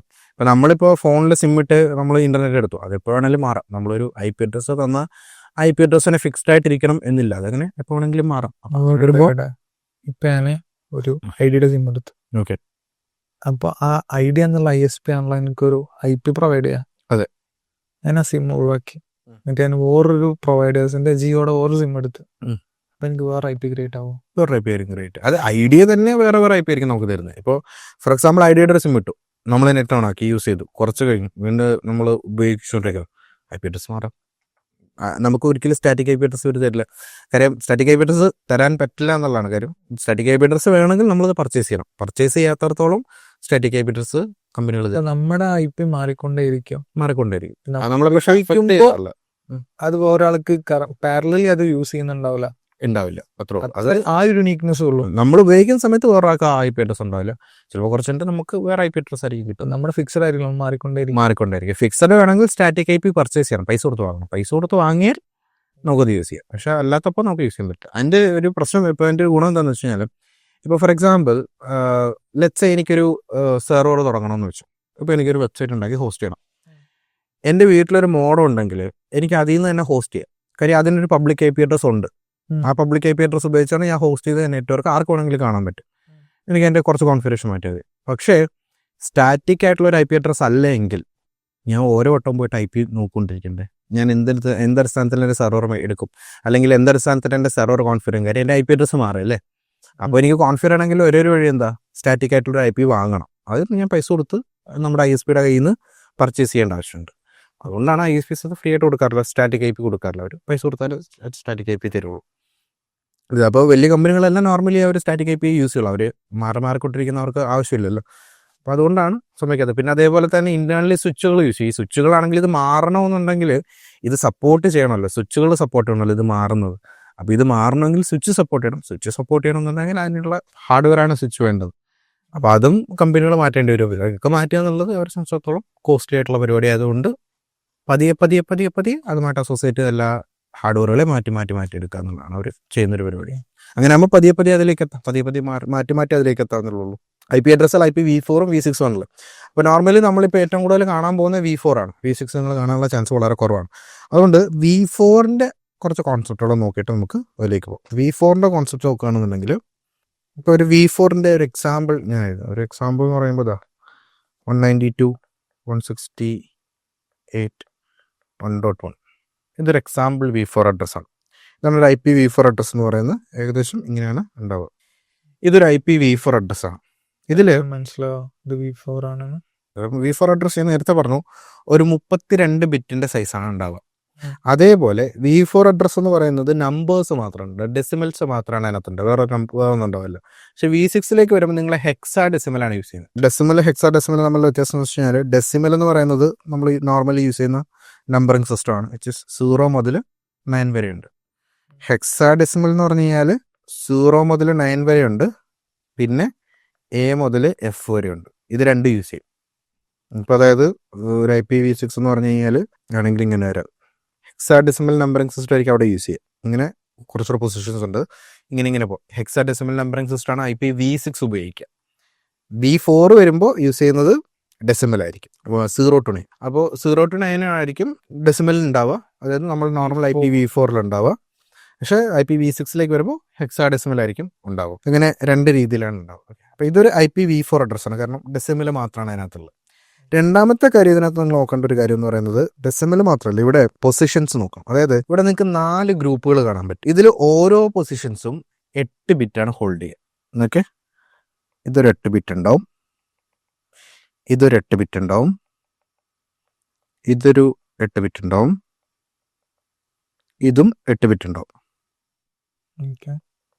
ടോട്ടല് 32 ബിറ്റാണ് ഇത് ഹോൾഡ് ചെയ്യുക. ഒരു ഗ്രൂപ്പ് 8 ബിറ്റ് വെച്ചിട്ട് ടോട്ടൽ 32 ബിറ്റുകളാണ് ഹോൾഡ് ചെയ്യുന്നത്. അപ്പോൾ 8 ബിറ്റുകളാണ് ഓരോ പൊസിഷൻസ്, എന്ന് വെച്ചാൽ 8 സീറോസോ 8 വൺസോ അല്ലെങ്കിൽ 8 സീറോസിൻ്റെ വൺസിൻ്റെ കോമ്പിനേഷനോ വരാം എന്നാണ് അത് മീൻ ചെയ്യുന്നത്. ഓക്കെ, അപ്പോൾ ഇതെന്ന് പറഞ്ഞു കഴിഞ്ഞാൽ ബേസിക്കലി നിങ്ങൾ ഈ ഡെസിമലിനെ ബൈനറിയിലേക്ക് കൺവേർട്ട് ചെയ്താൽ നമുക്ക് 8 പൊസിഷൻസ് കിട്ടും എന്നുള്ളതാണ് മീൻ ചെയ്യുന്നത്. അതായത് ഇപ്പോൾ 192നെ നമുക്ക് കൺവേർട്ട് ചെയ്ത് കഴിഞ്ഞാൽ കിട്ടുന്നൊരു നമ്പർ, നമ്മൾ ഓൺലൈനായിട്ടുള്ള decimal to binary calculators use ചെയ്താൽ നമുക്കത് കിട്ടും.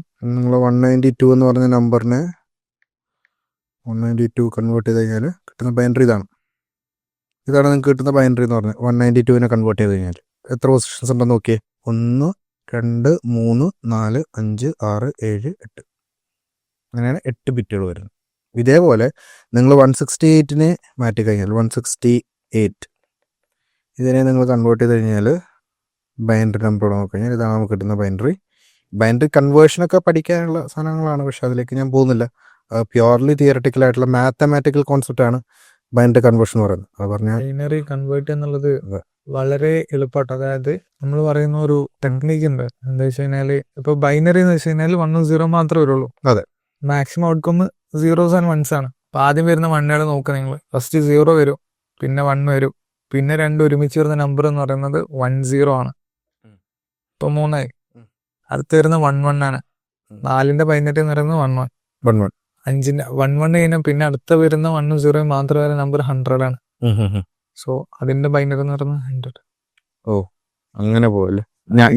നമുക്കത് എടുക്കാൻ വേണ്ടി പറ്റുക. പക്ഷെ വലിയ നമ്പർ ഇത്ര വലിയ നമ്പറൊക്കെ ആകുമ്പോൾ നമുക്കത് പറ്റൂല. ചെറിയ നമ്പേഴ്സ് നമുക്ക് ബൈനറി കൺവേർഷൻ ഞാൻ ശരിക്കും ഇത്രയും വലിയ നമ്പേഴ്സിൽ യൂസ് ചെയ്യുന്ന ഒരു കോൺസെപ്റ്റ് ഉണ്ട്. അത് സബ്സ്ട്രാക്ഷൻ വെച്ചിട്ടുള്ള ഒരു കോൺസെപ്റ്റ് ആണ്. പക്ഷെ പറഞ്ഞു തുടങ്ങിയ കുറെ പറയാറുണ്ട് അതിന്റെ ഒരു കോൺസെപ്റ്റ്. അത് നിങ്ങൾക്ക് ഓൺലൈൻ കാൽക്കുലേറ്റേഴ്സ് യൂസ് ചെയ്യാവുന്നതേ ഉള്ളൂ. ഇപ്പോൾ 168ന്റെ ഇതിലേക്ക് പോയി കഴിഞ്ഞാൽ 8 ബിറ്റുകൾ കാണാം. 1 2 3 4 5 6 7 8 ബിറ്റുകൾ. അടുത്ത നമ്മൾ നോക്കി കഴിഞ്ഞാൽ പിന്നുള്ള 1 ഉം 1 ഉം ആണ്. അപ്പോൾ 1ന്റെ ബൈനറി എന്ന് പറയുന്നത് എത്ര നോക്കുക. 1ന്റെ ബൈനറി എത്രയായിരിക്കും? 1ന്റെ നിങ്ങളുടെ ഈ മെത്തേഡ് വെച്ച് പറയാമെന്നുള്ളൂ. 1ന്റെ ബൈനറി ഇത് തന്നെ. പിന്നെ താഴേക്ക് അടുത്ത 1 എടുത്തു കഴിഞ്ഞാലും സെയിം തന്നെ നമുക്ക് 0001 കിട്ടും. അപ്പോൾ അങ്ങനെ നമ്മൾ നോക്കി കഴിഞ്ഞാൽ 8 ബിറ്റുകൾ കൂടെ നമുക്ക് കാണാൻ പറ്റും. എങ്ങനെയായാലും ഒരു 8 ബിറ്റ് കാണാൻ പറ്റും. അതാണ് 8 ബിറ്റ് ഇത് ഹോൾഡ് ചെയ്യുന്നതെന്ന് പറഞ്ഞാൽ. എല്ലാ നമ്പേഴ്സിനും ഇതുപോലെ 8 ബിറ്റിലേക്കാണ് നമ്മൾ കൺവേർട്ട് ചെയ്യുക. 8 ബിറ്റിലേക്ക് അത് ഹോൾഡ് ചെയ്യുക. അങ്ങനെ ഒരു IP അഡ്രസ്സിൽ ഇങ്ങനെ 32 ബിറ്റ് ഉണ്ട്. ഇപ്പോൾ ഫോർ എക്സാമ്പിൾ നമ്മൾ ഈ IP അഡ്രസ്സിന്റെ ബൈനറി വേർഷൻ എടുത്തു കഴിഞ്ഞാൽ ഇങ്ങനെ എഴുതാം. 192.168.1.1 ആണ് നമ്മളുടെ IP അഡ്രസ്സ്. ഇതിന്റെ ബൈനറി എന്ന് പറയുന്നത് ഇങ്ങനെ ആയിരിക്കും.